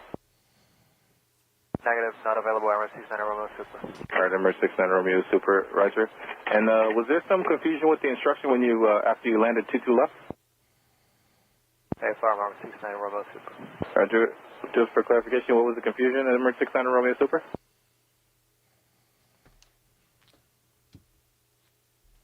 Hello? There was the initial instruction to turn right on Alpha and hold short of Delta, and then it was straight ahead on Alpha, hold short of Delta. And that was not clear for us. Okay, so the initial instruction, which was turn right Alpha, hold short of Delta, which changed to straight ahead Alpha and hold short of Delta, was confusing? Well, they're nearly It kind identical. of is. Hey, farm, and then we just wanted to clarify. Okay, no problem. That happens quite frequently here with the controllers because of closures around the airport and the flow of the traffic. You might get some instruction that changes pretty shortly thereafter, okay? Sure, thank you. Problem. Short of evacuate Delta, Emirates 69 Romeo Super. Advise when the gate is available. Hold short of Delta and will advise when the gate is available, Emirates 69 Romeo Super. Yeah, okay, that was the end of the video. We'll have the link to that in our show notes. I can see the confusion there because, as Captain Nick just pointed out, Alpha short of Delta, and then straight ahead on Alpha short of Delta. What you're basically doing is you're going around this big giant circle in a clockwise fashion on Alpha all the way to the other side of the airport. So I think it may have been helpful if the controller had said something to the effect to indicate that it's like you're going all the way around the airport on Alpha and then approaching Delta short of that from the other side. Yeah, 8 more words would have avoided that whole situation. Yep. And Captain Nick has a lot of experience flying in and out of Kennedy. And but in this case, I have to say, it wasn't as snarky and sarcastic as we typically hear in these videos of JFK air traffic controllers, to be No, I honest, didn't really but- think anything was rude necessarily. I think just the controller was expecting them to, keep their speed up, not stop with the aircraft behind them. And then they were slower or maybe did pause a little bit. And so they went, oh, wait, I really wanted you to expedite. What are you doing? And then they said, well, actually, we're not clear on the instructions. And then it just turned into kind of a snowball after that. I think that just telling them, just continue straight ahead, just keep going straight ahead on Alpha. I'll give, further instructions shortly or something, to keep everything moving. Because that little corner is actually incredibly confusing on the ground because there are so many little junctions there. And you come upon it very quickly after crossing 22. And there's very little time to work out exactly what's going on. And when you you don't suddenly get a change of instructions, you get a change that is almost identical to the previous instructions. And I can understand a little bit of confusion in the cockpit where they all look at each other and go, hang on a minute, we're on Alpha short of Delta, but now we're straight ahead Alpha. How does that work? And they're all looking at their maps, trying to see where they're going. And at they're least one of looking them at looked the out ground. the right window and went, Delta's over there. Yeah, it's right there. Exactly. I see it. So straight ahead. Yeah, and that's Alpha. Yeah. And just looking at the taxi diagram here, that is actually a hot spot as well. So that's a known, like Captain There's Nick a was reason saying. for that. Yes. And Known area even of for confusion. somebody like me who flew in and out of Kennedy quite often in earlier days of my career, it's still confusing. As Captain Nick mentions, just so many taxiways and taxiway designators right in that area, they're so concentrated. Unless you, I think that it could have been much more clear, or it could have been alleviated by just trying to say something like. I think the skipper was rightly a bit upset that they got on his case for not sorting it out very quickly. He was probably having a discussion with all 4 of them. Just confirm, where do you think we're going? And meanwhile, there's this 777 blocking the runway behind them, and the controller was obviously anxious for them to move. Right. But, so he was getting a bit short with them for that reason. Whereas the reason that they slowed and ground to a halt was because he just switched the instructions yet again, and they're trying to work out what's going on. So I have a bit of sympathy on both sides, quite honestly. Yeah.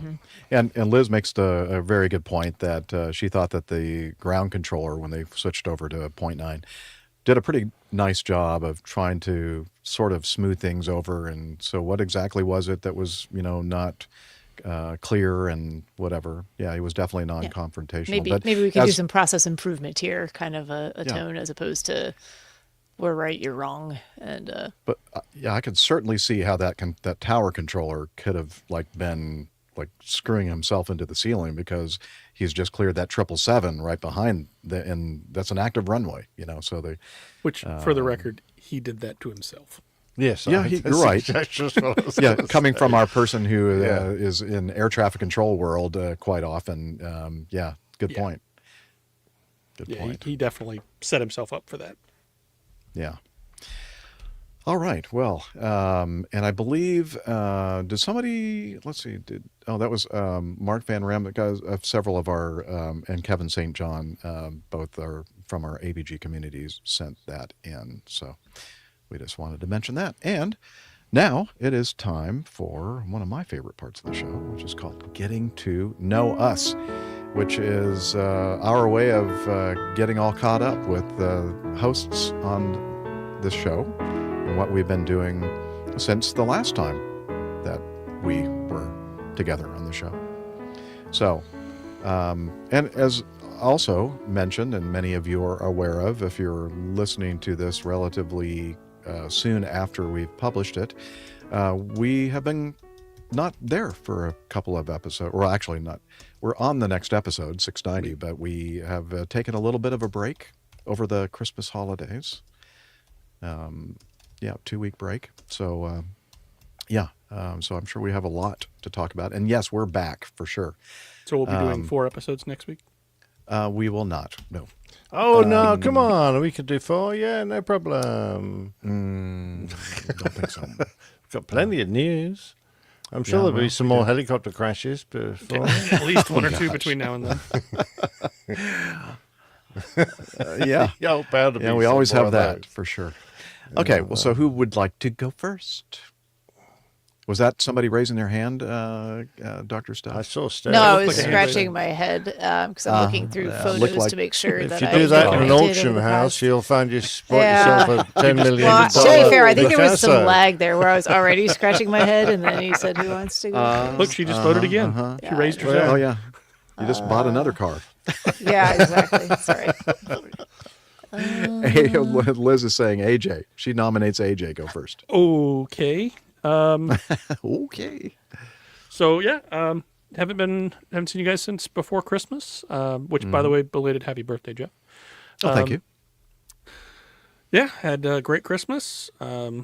Spoiled the crap out of my kids. Well, my wife spoiled the crap out of my kids, and I got to take some of the credit. Got to do a little bit of flying.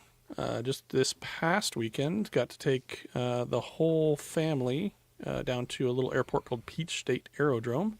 It's a little 2,400-foot grass strip. I think I may have talked about it on the show at some point in the past, but great little grass runway, middle of absolute nowhere, Georgia. It's a town called Williamson, Georgia. It has a population of approximately 720 people. And they have this great little restaurant called Barnstormer's Bar and Grill that's on the airport. So you pull up in the grass with your airplane right up to the patio for the airport. Really neat place. So, but with the addition late last year of the 206 into our flying club, I was able to have the privilege of not having to choose my 2 favorite children to go flying with me. So got to take the whole family, all 5 of us, piled in the 206 and flew down there. And something about that airport, because it's got a pretty significant slope to the runway, and with the prevailing winds, I 99.9% of the time I land uphill at that airport. And I always flare just a little bit high. Not dramatic, not kaboom, anything like that. It's just like, that was higher than, 2.5 feet higher than I wanted to be.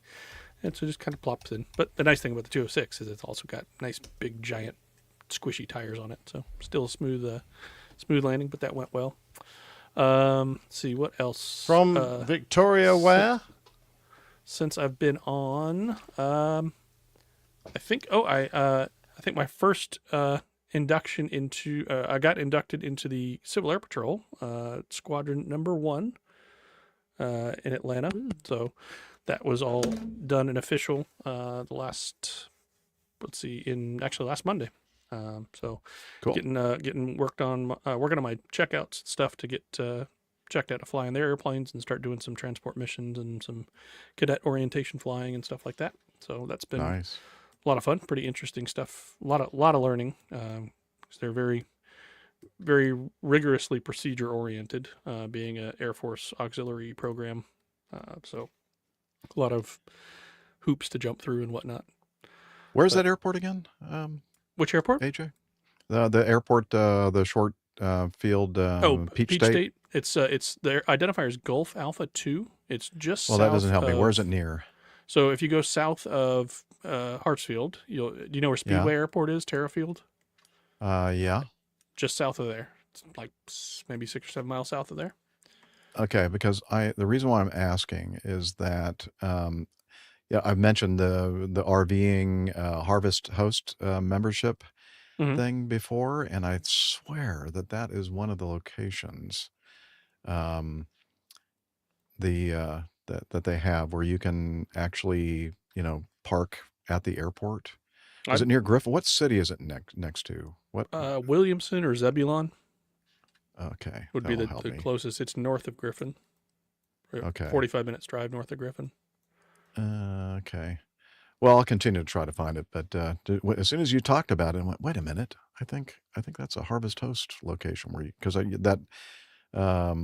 the airport cafe that you were to which you were referring sounded familiar to me. So continue. I'm sorry to interrupt. That would not surprise me in the slightest to find out that was the case. Okay. But no, I think that's the big highlights. Managed to take a I don't know if you can still see it, but managed to take a bottle rocket to the neck for New Year's. So that was a nice. good time. So you're being very careful with the fireworks, Second-degree probably burns. illegal fireworks. In my defense, 4 out of the 5 went the direction they were supposed to. The 5th one, not sure what happened, but it went that way. It did bottle rocket things. It did bottle rocket things. I mean, That's slightly a 20% not in my defense. I was failure holding rate. them in my hand. That's but almost a as different good as discussion. NASA. That's why our emergency departments are busy on holidays where fireworks are popular. That checks. Yes. I mean, You know what? I have matured from the days that me and my friends used to go to Florida and actually have Roman candle fights on the beach. Like launch them at each other. Yeah. Yeah. You know, it was, AJ, it was like an old-fashioned duel. You walk 20 paces, light it, and turn. You know, AJ, earlier in the show, you made reference to something that we said we would talk about in Getting to Know Us, and you mentioned something happening on Saturday. What exactly is momentous about this upcoming Saturday? Well, actually, technically, tomorrow, Friday, is the 11th anniversary of my 29th birthday. Oh, happy birthday. Yeah. The 11th. Tomorrow, Hang on Friday. a minute. 29 plus 11. It's a birthday ending in a You zero. need a calculator? Yeah. 50. Close enough. It's I between think after 30 and 30, 50. after 39, it's all, well, you might as well be Half 50. a It's all century. downhill. Wow. It's all downhill.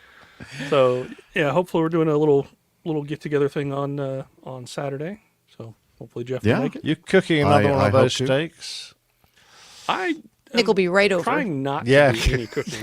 On that Yeah, day. he doesn't want to do any work. It's his Your birthday. food I do looked enjoy cooking, great. but Yeah. I want the time to actually hang out. So Awesome. Well, I'm planning on being there. Cool. And but I just said I don't know where we're going yet. RSVP'd I think earlier today, and I said maybe because I'm not very sure about anything in my life at this point because I'm so darn old. So yeah, I'll probably firm that up as they Nick, say. did you get your ticket yet? Get You my can be here by ticket. Saturday afternoon, right? Easy. Yeah. He only has to leave Saturday morning. Oh, that ticket. Yes. And I've actually bought a rail ticket to London. I don't think they have a train that goes this far. Are you sure? That'd be the longest channel ever. Yeah. Well, I'm expecting some steak in the post then. Okay. I'll we'll see if we can work that out. Call up Omaha Steaks or whatever company that is. Yeah. We'll send some Yeah. over. Didn't specify cooked steak. Correct. Dr. Steph, how have you been? How were your holidays? Good. Like AJ said, happy belated Christmas, New Year's, birthday to Jeff, early birthday to AJ, all the above. So We've much got out of the way happening. now. I know. My holidays were quiet, which was excellent. I did not travel What? anywhere. I know.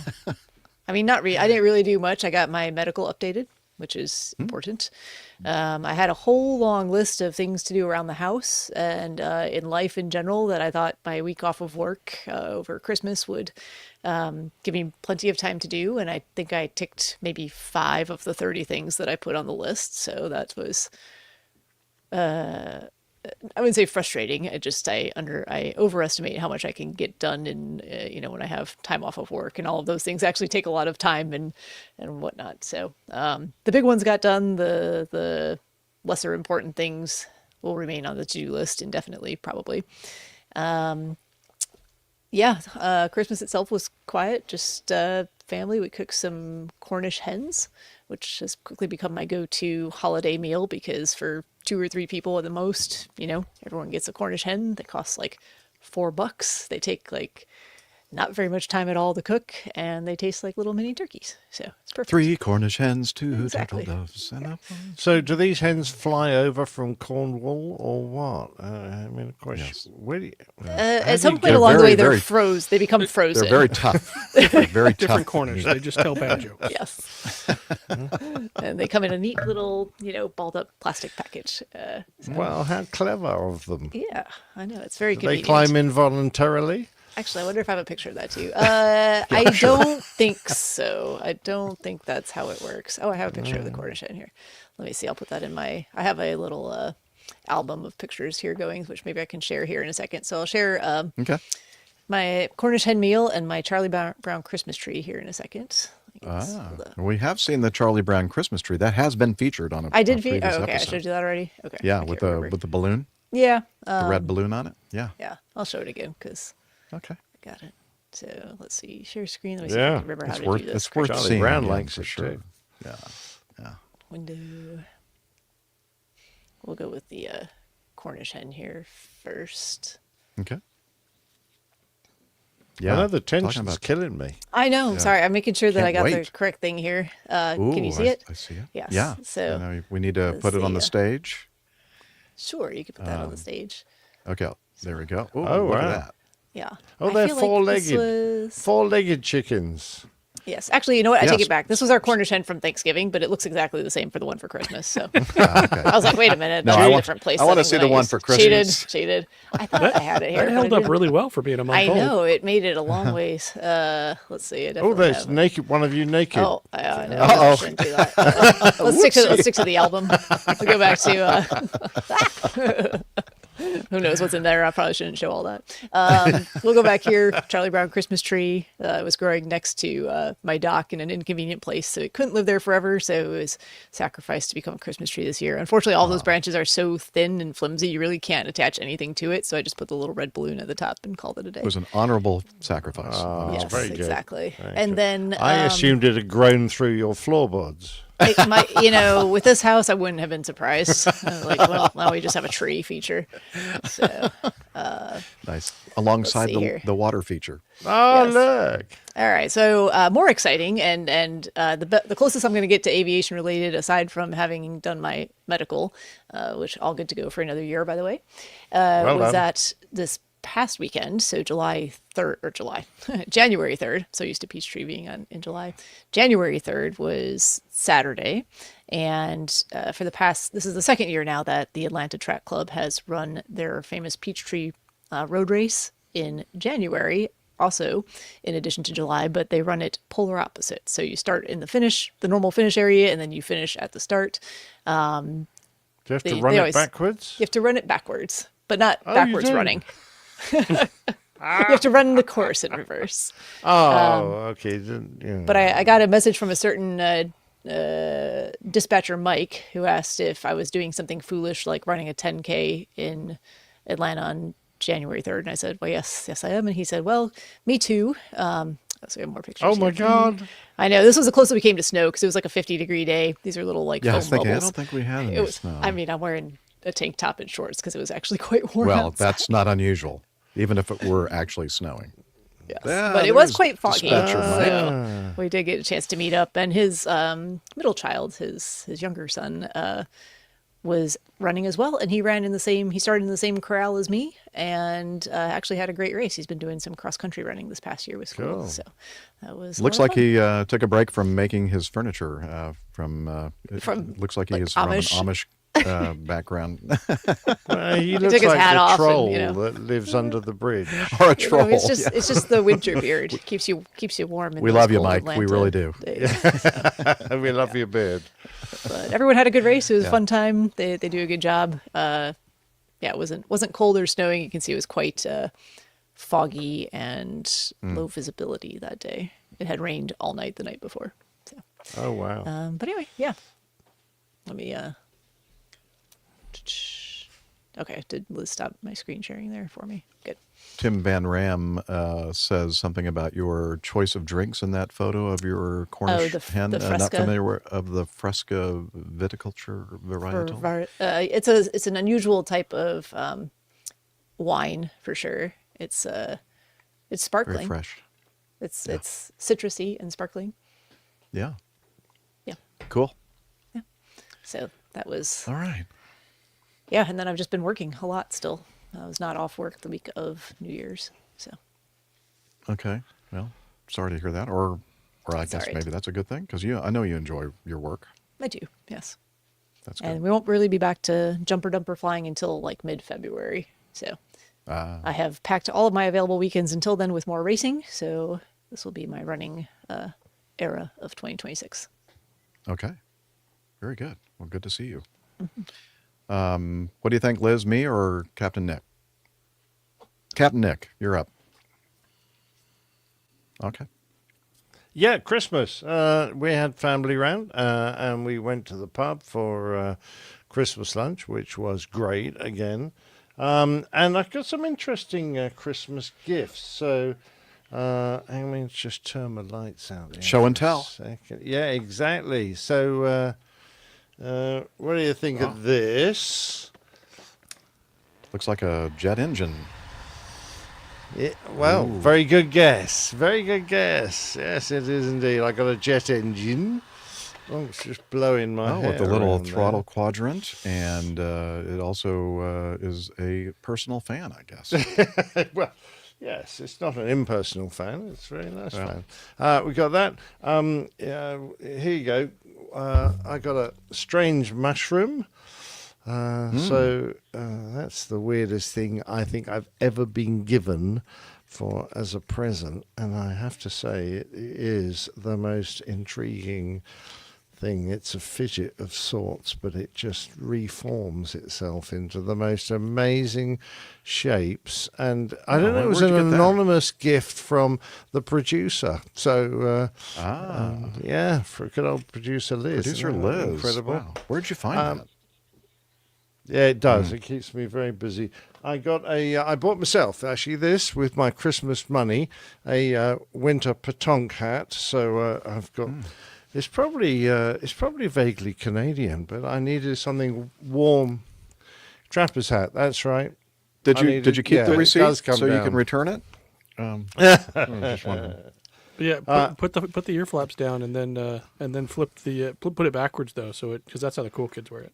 I'm sure they do, but I don't think I've got enough hair to do that. And this is the what the F is this?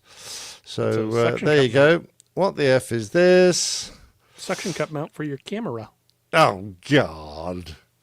So smart. Well, there's a man who's done a lot of driving showy cars around because they obviously glue cameras to his showy cars. Yes, you're quite right. I thought that would take just a few minutes to sort out. In the meantime, Sorry, you blew it. Yeah, exactly. I saw Thanks a lot, AJ. the fine Sam Dawson, who was on a trip over from the States and had a couple of nights in London, so we managed to get together. And we decided to meet at the Imperial War Museum, which was close to both my railway station when I get into London and his hotel. And there aren't many airplanes in there, but I think we can see there a Harrier, there's some kind of Japanese kamikaze jet, and a V2 and a Spitfire, and a bunch of others. But better still, I got some, video from Sam, which I will now play. Yes. Hi, it's Captain Nick here, and I'm here with the lovely Sam, and we're outside the Imperial War Museum, and we just had a wander around and a very nice pub lunch, and I'm here with Sam, who's on a layover between trips, and I thought I'd just find out how he's getting on, and how your life is treating you, and what's it like being, in your airline and doing the trips you're doing. How are you, Sam? Quite well. Love these trips. It's mostly Western Europe, 7-hour to 10-hour trips here, and then get to experience the lovely London weather. Yeah, exactly. So far it's been great. And I think I told you next month it'll be a different period for our life as my wife retires from the military, moves on to civilian practice. Yeah, that's and, going to be quite a change, isn't it? get back to commuting. So going from St. Louis to New York for my trips. So that'll be different. So. Excellent. And when do you retire? I retire in another 2 years and 2 months. Not that anybody's counting. And so I've got to figure out if I'm going to stay on my current fleet and see the Western Europe or go back to domestic flying as a captain from the last 2 years. Which do you prefer, do you think? They both have advantages. I enjoy these trips, but at the same time, I did enjoy the 737 flying, seeing some of the Caribbean. In January when it's 10 degrees out and snowing or icy rain, the thought of being in Aruba sounds very comfortable. Absolutely. Which is coming here. And are you still listening to the show? Yes. Yep. Any comments? Anything you'd like to see, hear? No, I mean, I enjoy the show. I like the variety that you have, and it's different from some of the other shows that may be a little more technical, and there's some technical in yours, but it's also kind of general about aviation. And you have the nice background of you and Jeff with your military and civilian backgrounds, and then bringing in other people with their general aviation background, which I quite like. Excellent, excellent. Now, you've been flying Boeings for some time now. No chance of you getting onto the Airbus in the last few years? My airline is mostly Boeing. We do have the baby bus. Oh, okay, yeah. But the baby bus at my airline is usually the short haul flying, almost like regional airline flying, right? Almost all domestic. Although they're starting to get some that will eventually replace the Atari Ferrari, the 757. The Atari Ferrari. that I'm flying. But it's going to take a while for those to be up and running, doing the Atlantic crossings. Okay. And even when they do, they'll be a little bit slower. I think they're about 0.78 Mach. Yeah. Versus they don't roll around. No, the 7.5 we're usually doing 8.1 or so on the crossing. Do you get paid by the minute? Yes, we do. Good point. Faster is not necessarily better. Not necessarily better. No. I don't understand these people at times who want to go even faster and get home. I'm like, but we get paid by the minute. So we take longer, we pay a little bit more. Exactly right. Yeah, very, very true. So, anything else in your life that you want to share with us? Let's see. Not much going on. Just, the kids moving on. People get bored about hearing about other people's kids, though. Like I said, trying to figure out what I'll do the last 2 years of my flying career. Yeah. Visiting places like this. It was good to catch up. Great to see museums like this with the big guns out front. Oh, yeah. We brought out the big guns especially for you. That's right. I don't know. What other things are people interested in? I mean, that's kind of a tough one for me. Well, I'm interested in what are you going to do once you've retired? I'll probably go back to the general aviation side. I've been sticking with the general aviation a little bit. Right now, my wife is based at West Point. I still fly with the West Point flying team. Oh, wow. Doing the annual checkouts. Yeah, it's great because I get to work with the young cadets. I'm not doing private pilot training. It's doing their annual checkouts and some instrument training, and they do competition, so I get to help them train on that. Oh, wow. And I think I'll continue with things like that, maybe become a Cirrus instructor. That's one of the more advanced new general aviation airplanes. That's going to be quite a step up from the 757. Yes, it will be, actually. No round dial. That threw me off when I stepped in the 757 and the 767 and went, wait, what are these round dial things?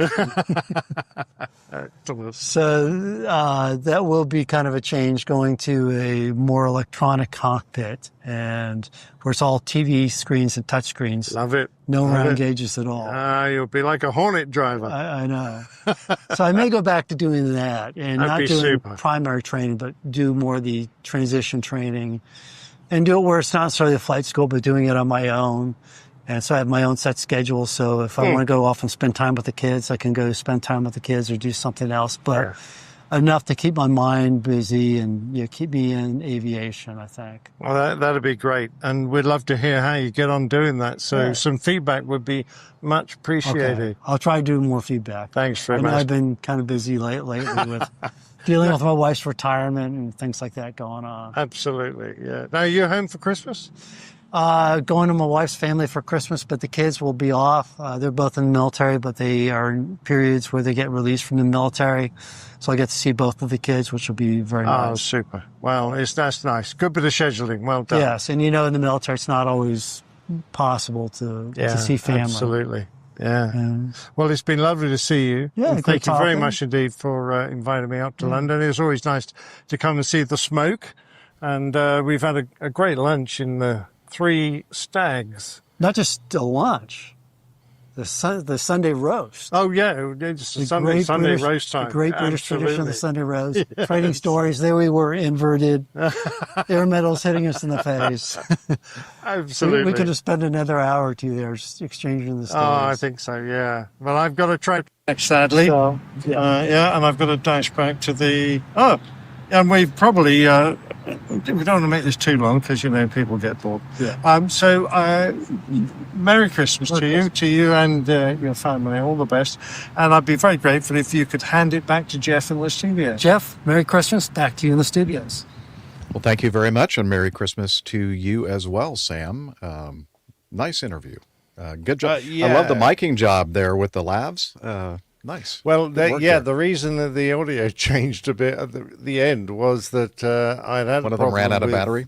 Yeah. It ran out of battery when I tried to do it the first time.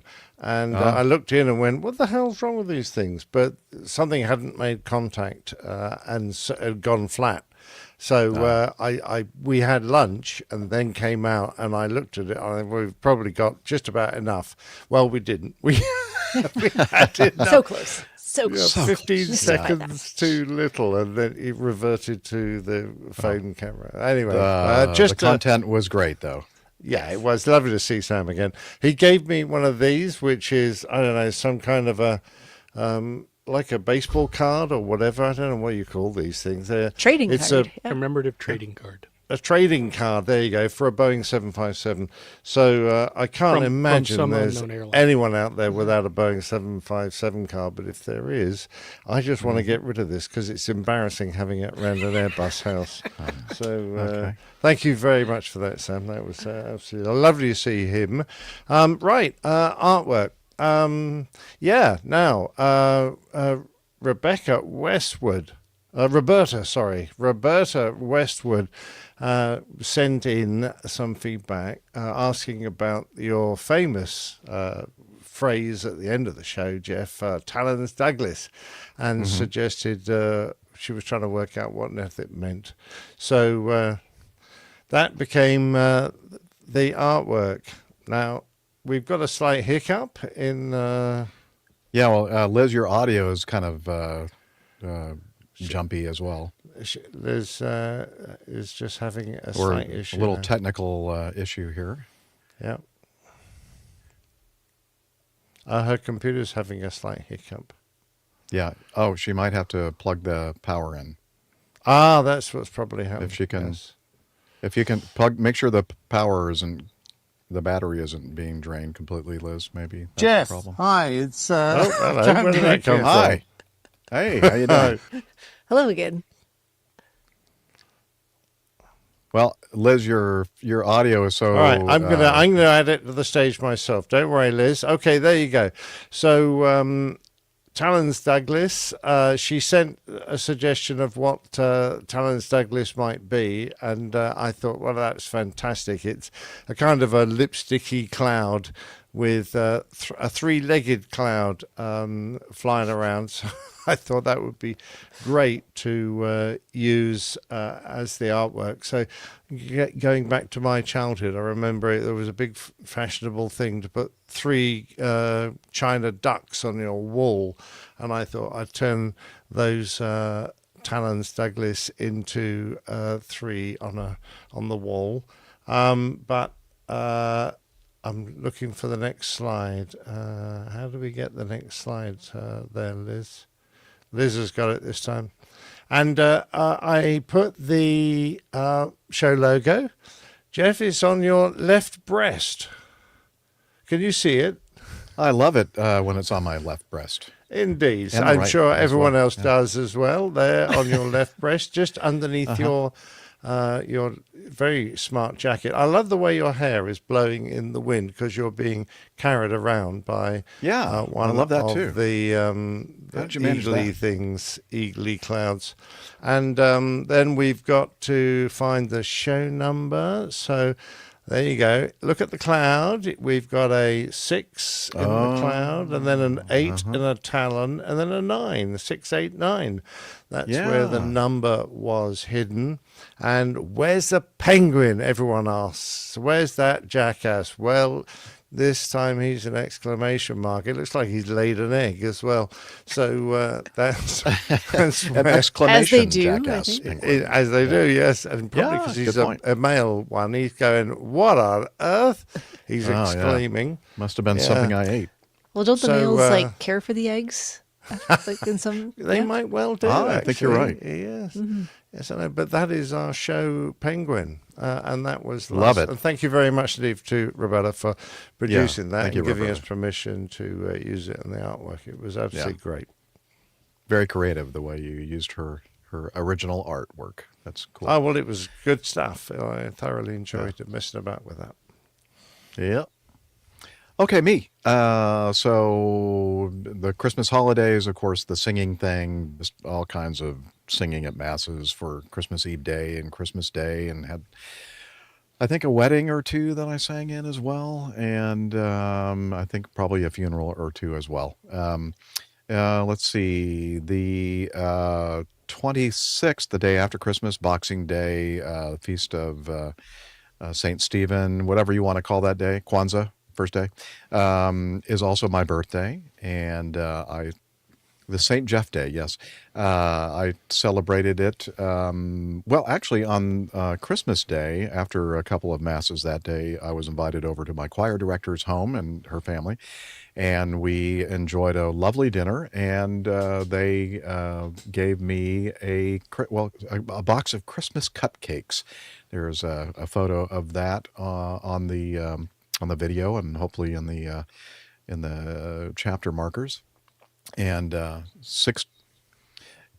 the picture of the of our church, very beautifully decorated for Christmas Eve Mass, and we had the full brass section and a clarinet and a flautist and a lot of people in the choir, and it was just a beautiful thing. It was a lot of fun.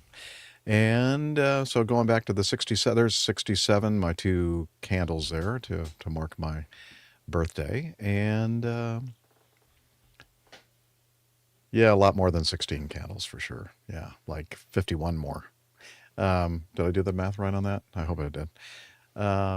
Anyway, and then it's been a while since I've had any time in the, well, actually I use the RVS as my everyday vehicle for driving around, but I don't get to take it and use it as my second home as much as I'd like. And I thought, you know what, the weather was kind of chilly, and then it kind of warmed up to more moderate temperatures this week. It's going to get cold again on Sunday evening, but I thought I'd take advantage of the RVS and take it up to the lake, Lake Lanier in this instance.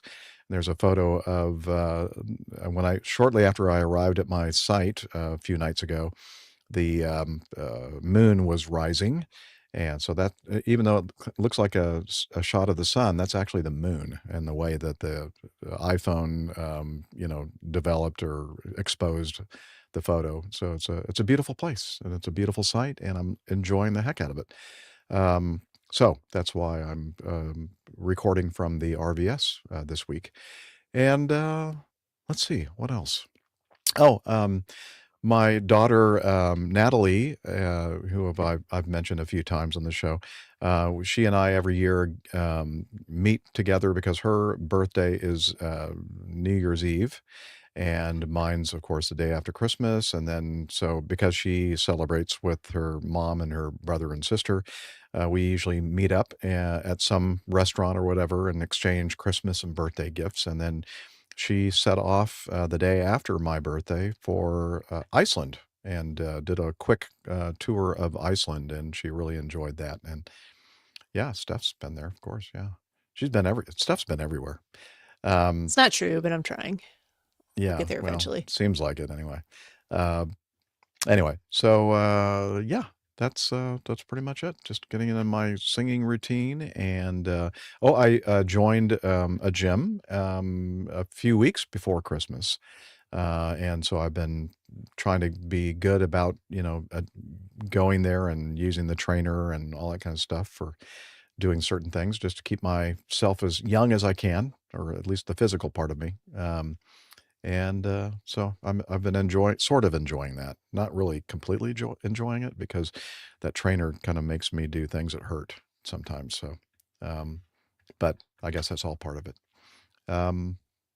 It hurts so good. Yeah. Thank you, Liz. Anyway, so that's me. And so we also have the coffee fund to talk about. Johnny, how much more coffee? No thanks. I love coffee. I love tea. I love the APG community. Coffee and tea and the Java and me. A cup, a cup, a cup, a cup, a cup. Oh yeah, the Coffee Fund is your way to support our show financially if you want. No requirement. This is a free show. We do it because we love talking about aviation and other things. And but if you'd like to support the show, we have a couple of different ways to do it. One is the Coffee Fund Classic Method. And since the last time that we've had a show, a few weeks ago, several people donated. I guess they were feeling like giving during the holiday season. And being generous, yes. So Philip Caruso, you know what? I have some of these, they have the asterisks there, involve some notes. Yeah, Philip sent some feedback in last time, and we have him in the feedback lineup as well for this show. Maybe, I don't know, we're running out of time, I think. Yeah, we may not get to it this week, but anyway, I'm trying to find the... Okay, so Philip says, Merry Christmas, Happy New Year, thanks for making aviation fun. Well, you're welcome. We really enjoy making aviation fun. Let's see, we also got a very nice donation from Ernest, also known as Metro Doc, who's with us today in our chat room. Bobby Hester sent in a nice contribution, and he says, I'm a private pilot and fly a Vans RV-7A.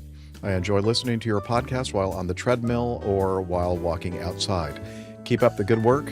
Very informative and entertaining. Thank you very much, Bobby, for your contribution and for listening. And we mentioned him earlier in the show, Erwin Goslowski, who I believe may be with us still in the live audience or live chat. He was with us earlier, and he says, hey, APG crew, thanks for your great show. Always a pleasure to listen to. It kept me motivated during my way too long flight training. Took me just over 5 years and 99 hours of flight time. So to all students who are struggling, never give up. Best, Erwin. Thank you, Erwin, and congratulations. Okay, he's in the chat. Here we go. Here's some applause for the completing your flight training. That's a big accomplishment. And let's see. And thank you for a contribution as well. Oops, I didn't mean to turn that off. Let me go back over here. Let's bring that coffee music background audio. Coffee Club. No, Coffee Fund. There we go. Music back. So again, thank you, Erwin, for your contribution. And also Richard Adams. And wasn't Richard the one that we were afraid that we had offended by kind of poking fun? No? Oh, I thought it was. Okay. Well, anyway, he sent in a contribution as well. And he says, thanks for a great, entertaining show. We'll hopefully finally become a patron once funds permit. Hey, no worries. Thank you, Richard. I mean, I tell you, the people that contributed to the show are like less than 0.5% of our audience, or maybe 1% of our audience. So thank you very much for doing that. Thanks for taking the time to show your love for what we do each and every week, except for the last 2 weeks. Anyway, we try to do it almost every week. So There we go. That's the Coffee Fund Classic. And we also have something called Patreon. You can become a patron of the show via patreon.com. And David Lieb has been a patron for quite some time. And he just bumped it up to the next level, Assistant Senior Executive Producer level, the second highest tier. Pardon me? That is a title, yeah. So thank you, David, for bumping up your. Oh yeah, that definitely deserves some more applause. So there we go. Yeah, good job. Thank you. Thank you very much, David. We love you.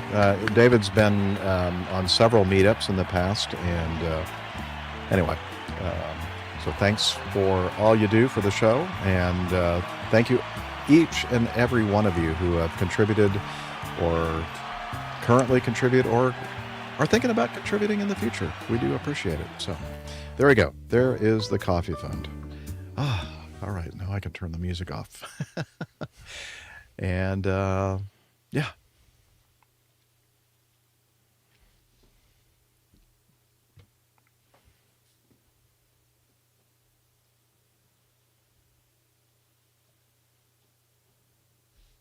Oh, I think Liz is frozen. I think she's talking to Jeff on the private channel. Ah. Okay, you could talk to everybody, Liz, because they're all wondering what you're saying.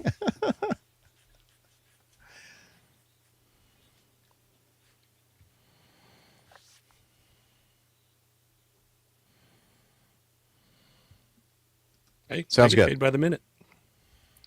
3, 4, and 6 and 16. I think I got it. Okay, and I'm sure my co-host will help with guiding me to do the right ones. Say that one more time. 3, 4, 6, and 16. 3, 4, 6, 16. Got it. I thought you were joking. No, I'm sorry. She's going to be no help. I might not be. I already forgot. Okay. 3, 4, feedback 6, bumper. 16. Here we go. Let's do some feedback.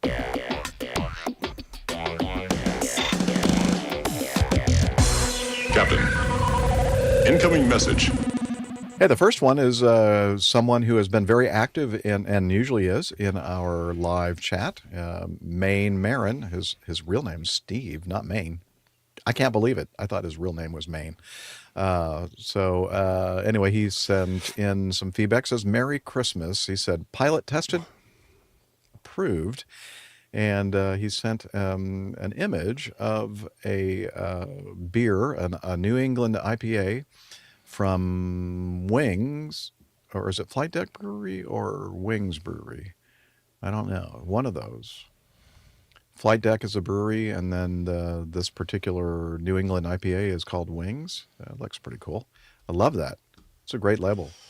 Yeah, nice looking can too. Wonder Flight what Deck the beer's Brewery. like. Flight Deck Brewing in Brunswick, Maine. There you go. Mm-hmm. Thank you very much, Steph, for that. Mm-hmm. Absolutely. Where's it? Brunswick? That sounds like a good place to meet up. I'm looking at the bottom of the can. What is that? An Electra or something? I don't know.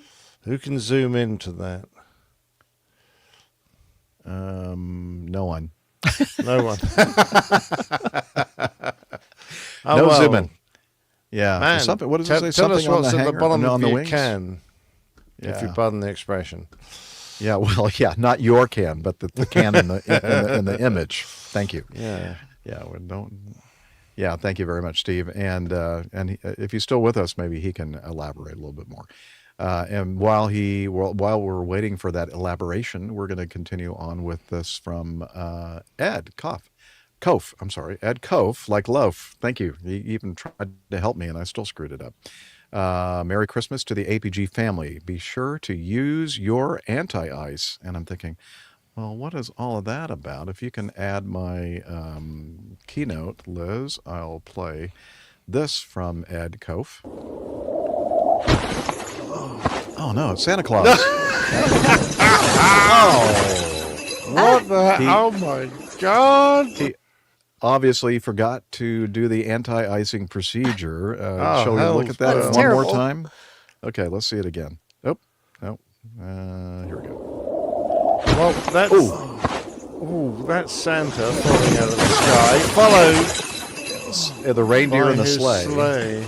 Yeah. Somehow it's, Santa seems kind of okay, and I'm. Well, Rudolph none of his is not. reindeer are moving, so No, they're not. the reindeer are dead. Rudolph went in hard. he certainly did. I feel bad for all the kids that didn't get their Christmas gifts that we see Right? just I mean, strewn how far did he all make over it the before? highway. I feel bad for every kid that just saw that video clip. Yeah, I feel bad for us having to see that. I want to put a disclaimer on that one. Yeah, well, we'll have Distressing this in the show images. notes for you guys to see. Yeah, Video may be distressing to some viewers. User discretion advised.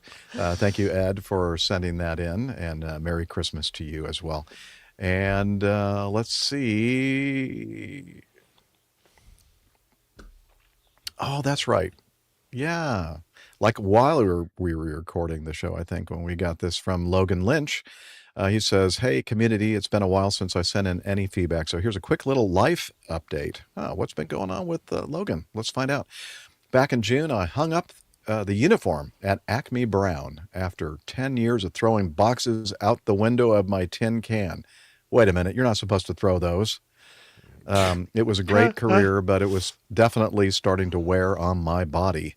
My new job, I work for a large, one of the biggest in the world now, oil exploration and production companies that is headquartered in Texas. I've taken on the role of LDAR, which stands for Leak Detection and Repair Technician. I don't know what it means, honestly, but it's fun. Kidding. So a big part of what my team does is inspect sites for gas leaks. Captain Al hasn't shown up yet, so that's funny.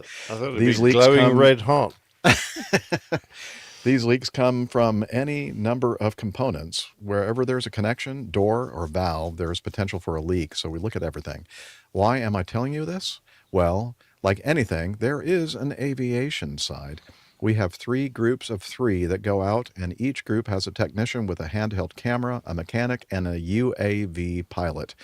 Yes, I know many are going to roll their eyes at that term, and I used to be one of those people, but having been in this position for 6 months now, I've swallowed my pride a bit. So much for the same planning you do in manned aircraft so much of the same planning you do in manned aircraft goes into UAV mission planning, weather, NOTAMs, which are garbage, TFRs, pre-flight checks of props, cameras, and batteries. Our UAV pilots are looking for leaks from the taller structures on our sites, and frankly, the drones more often than not find leaks from piping near the ground that the tech walking misses. So they are an invaluable tool for our operation. We also do a lot of 3D mapping survey missions that get sent off to our engineers for future pad construction. It's been such a great job so far. And, I'm pausing for a moment. This is not Logan anymore. This is Jeff. I've been watching on Paramount Plus, and I think it's is it season 3 or season 4 now? Season 3, I think. 2? Oh, it's only season 2. Yeah, Landman. Maybe it is only season 2. Someone was telling me about that. That's great. Yeah, it's on my list to watch. Yeah. It is such a great series. I love it. Yeah, and it comes out every Sunday. I look forward to Sunday Gives for many me a reasons. real insight into American psychology. Well, now take that with a grain of salt. Documentary level realism. No. It's probably all Yeah, true, this is Nick. like It's fine. Yeah, probably. Yeah. That's the way all people are in Texas. Okay, but I'd like to hear Logan's take on it. But anyway, so continuing on with Logan's feedback, the other part of this update, I bought a plane. Wow. That's, yay. Well, a share in a plane, but regardless, I'm still an aircraft owner. It's a 1966 Cessna 150F. Oh, it's an opportunity poo colored. Well, yeah, that's a solid 1966 color right there. That is absolutely vintage. Yeah, it's got to be in one of those colors. Yes. Right. Yeah, like the kitchen appliances and the shag carpeting. Exactly. That's how you know it's quality and it will last forever. Well, true, sadly. An opportunity came up that was too good to pass on. She's small and slow, but is one of the smoothest flying planes I've ever been in. The plan, put a few upgrades in and work on my instrument rating next year. Well, that's awesome. There's a picture of Logan. He looks happy selfie as a in the sample. airplane. Yeah, well done. It's been a fun little hours builder so far, and I look forward to sharing some stories next year with the adventures we go on. Who knows? Maybe she'll make an appearance at Oshkosh 26. Wow. Oh, that'd be cool. All right. Yeah. Anyways, there you go. Flight in the 150. Yeah. It's a little bit Texas. of a yeah. Good job, yeah, Logan. anyway. Well done, mate. Anyways, there you go. Life is busy and time is flying by, but it's been so fun. Talk soon, Logan. Yeah, I get it. Very good. Wow, some beautiful photos of the Cessna 150F model, and thanks, What's Logan, F for stand giving us for? an update. We I can't say. It's Alpha, yeah. Bravo, Charlie. Just. Oh, okay. It stands for fun, fun-sized. Fun. That's it. Funyun. Yeah. Don't line them up. Yeah. Don't line those Yeah, up. don't let the Funyuns line up. That's bad.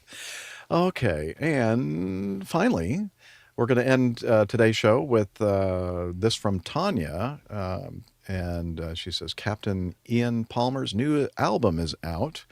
Hi, Liz. Oh, this is just for Liz. Can I read it for everybody, Liz? Okay. All right, thank you. If you think this is appropriate to share on the show, Captain Ian Palmer's new album, Breathing Underwater, has just been released. So I'm so impressed. It's gorgeous, cinematic, and moving. It's up on Bandcamp. I believe you can stream it there for no charge and purchase it if you want it in MP3 or other audio formats. And then she put a couple of links there for that. And of course, he's still flying and training others for Acme Red, most recently to Mumbai. There are also some great videos for a few of the tracks on Ian's Facebook, which are collected in my X/Twitter thread here. And she gives us a link to that, which will all be in the show notes. And she says, all the best, Tanya. Thank you, Tanya. Great news. She went to visit Ian, I believe, and a big supporter. Yeah. Oh, he came to visit He her. was that's on right. a New York overnight, I think, and they got that's together, right. which was great. Gotcha. Okay. Perfect. All right. And for those Can't who wait don't to know, listen. there was Captain Nick, you did a interview series with him. Yes. Absolutely, yeah. Ian has a Outstanding fascinating interview series. story of his getting through some of the life's difficulties, and I admire him enormously. He's a wonderful guy. Yeah. Very talented and just an overall wonderful man. So, Ian, if you're listening, thank you for opening up everything to us and helping us all learn something about you and perhaps ourselves as well. And thanks, Tanya, for sending in that feedback. We do appreciate that. We appreciate everything that Tanya does for us. All right, time to wrap her up. We point you over to our website, Airline Pilot Guy. Erwin is a big part of we've switched from server to server, and he's been just awesome. And it's been running so darn smoothly since that time. So thank you for that. And airlinepilotguy.com, where you'll find all kinds of good stuff. And we're also on social media. And I'm sorry, Captain Nick, but Steph is the one that has to do the social media. Oh, indeed, yeah. Cheers. Well, we've proved today that I'm much better at doing the social media than just reading articles. So I'll stick to this for the time being, perhaps. Okay. You can find us on Facebook, facebook.com/airlinepilotguy, or head over to X. We are at APG Crew. If you're looking for that show artwork that Captain Nick was describing earlier in the Getting to Know Us section, that's on Instagram, instagram.com/APG Crew. And to watch these recordings of our shows as we do them live or join the live audience, that's on YouTube, youtube.com/airlinepilotguy. And if you're looking for that little bit extra, as always, I will direct you to Slack. I mean, even when I'm in the RVS, I got a nice shower back there that I think he's here. So dedicated to showering. Could you tell us about Slack? Okay, but I'm dripping wet. He is so dedicated. Come on over here. Tell us all about it, sir. APG listeners, please join us on our Slack team. Slack is a communication, coordination, and sharing platform that works on your mobile, laptop, or browser. On Slack, we share news and ideas. We suggest episode and plain tales topics. We plan events and meetups. To get into the Slack team, please email me at slack@airlinepilotguy.com. That's SLACK, Sierra Lima Alpha Charlie Kilo @airlinepilotguy.com, or send me a tweet with your preferred email address to @Hillel, and I'll send you an invitation. That's Hillel, spelled Hotel India 11 Echo 1, and see you in Slack. Thanks a lot, Hillel. Can you get me a roll of toilet paper? No toilet paper in the RVS. No toilet paper. I just purchased It's a whole bad. bunch How's of he toilet paper. supposed to finish up then? Is it a Well, we bidet? have I have a bidet that I've set up in this. Oh, right. Oh, squirty, Yeah. squirty. It's not as fancy as my apartment bidet, but it does the job. Let's just say. Captain Nigel has one of those, but it's only cold water. Oh, mine is even here in the RV is warm. Yeah, I know. Yeah. You get a bit of a Okay. shock if you use Nigel's. Yeah. Well, sometimes that's what we need, to get us going. And all right, and of course our wonderful producer who does so much work, and I don't just say that. It's not just words that I'm using. Oh, yeah, it they're not is. empty well, words. It's yeah, it like is. she does a heck of a lot of stuff. Thank you so much for that. We love you, and we also love our live audience. And thanks for bearing with us Yeah, during this good break. work. And so glad to see everybody. I feel whole again. Yeah. So that is And we have awesome. lots more feedback we didn't get to today, so we're holding it over to the next show. Yes, we Indeedy. are, and CM CM Flyer will give you more information about how you can find his Bandcamp page after we end the show. So stay tuned, stay there, don't go CM anywhere. Flyer? That's And Craig Oh, I put Nesman. it in the Yeah, Craig. chat for him. oh, you did it right below. Steffi's got it. the- Steffi's got it. okay, Yeah, I took care of it. I'm not reading very well. Sorry. So I'll Okay. cut all that I'm out. struggling today Go too. back It's, to it's perfectly school. fine. I mean, yeah, I don't. Yeah. Well, we Okay. okay. We'll all we're struggle not together. we're not allowed to take any time off anymore. No. I'm sorry, we're just too rusty. We'll see about that. But I'm sure yeah, we will. point taken. Point well taken. All right. With that, we're going to go ahead and thank you for listening to the show and hanging with us. And for those of you who contribute, thank you so much. We do appreciate that as well. And until next week, wishing you all clear skies, unlimited visibility, and tailwinds. Take care and God bless. Cheers, y'all. Bye, everybody. You're welcome. See you next time. Talons, Douglas. Ah. That was perfectly timed. I don't even think I have to do any editing. Oh, For that. See, we're not for that next rusty. I was just going to say on that 30 seconds, no. That was perfect. That last 15 It only seconds was it only awesome. took us the 2 hours to warm up to get right back into the swing of things. Now we're good to go. Now we're good. We're good. Yeah, okay, let's start. So that was a nice rehearsal. Let's go ahead and start the show. Back to the beginning. Let's see. yeah, Let me that hit was a good let me run hit through. stop and save all there. And so I have that recorder off, and I'm going to turn this recorder off. Thanks everybody in the And- chat room for joining us. We Yeah. missed you guys too. Yeah, any We show really titles, did. please, from the chat Yes, room. I've got some. And do you want me to hear mine? Erwin, just wanted, before he goes, because I know it's late for him, he's in Germany. So Jawohl. thanks for being with us on the show live. It's always a pleasure to see you. And thanks again, really, thank you so much for everything you've done for us, and especially all that technical stuff that you do that I don't know how to do anymore. And So congratulations. we do appreciate it. And congratulations for sure. Indeed. Absolutely. Great job. Yeah. All right. And thanks to everybody in the show. Okay, we're talking about show titles. Yeah. Okay, Nick, here are the ones I have. The Atari Ferrari. I can't spell that. She just froze. Which part? Okay, now you're Atari or Ferrari? unfrozen. Atari Ferrari. We'll You can get to probably the look 'em spelling. up. Yeah. Ask ChatGPT. Yeah. ATARIFER. Which one No, I've goes got with that. You're goes really with a breaking Cornish up, hen? Liz. Well, I can't do Something- anything about it. Something Okay. Cornish hen? Go again then, Liz. Which wine goes with a Cornish hen? Ah, okay. Okay. You got it? Yep. Out of gas. That plane was out of gas. Out of gas. Out of gas. Which plane was that then? Oh, it was the Air India. Air A3, India. A320. Air yeah, India. yeah. 320, yeah. Confusion at JFK. Confusion at JFK, which is not unusual, I guess. But anyway. And then, in honor of Dr. Steph, we have Running Backwards. Running Backwards. Mm. And last but not least, Bad Things Come in Threes. Bad Things Come in right. Threes. That's all I got. Well, that's a pretty good list. But is any of it usable? Not Anybody sure in the yet. chat room Yeah. have anything for us? I don't know. I don't see anything in the chat room. Been slacking. Okay. There were a bunch of helicopter stories, sad stories. I know. That's where I. Yeah. I did my best there. Yeah. Oh, helicopter stories, yes. Helicopter tales, maybe. That's the reference to the bad things come in threes or That's whatever. right. Mm-hmm. Yeah, that was it. Yep. Heaven and It's hell. just that tomorrow I'll look at these and go, what the hell does that mean? Just ask me. I'll remember. That's all right. Craig Messerman. Heaven and hell, helicopters. Mm-hmm.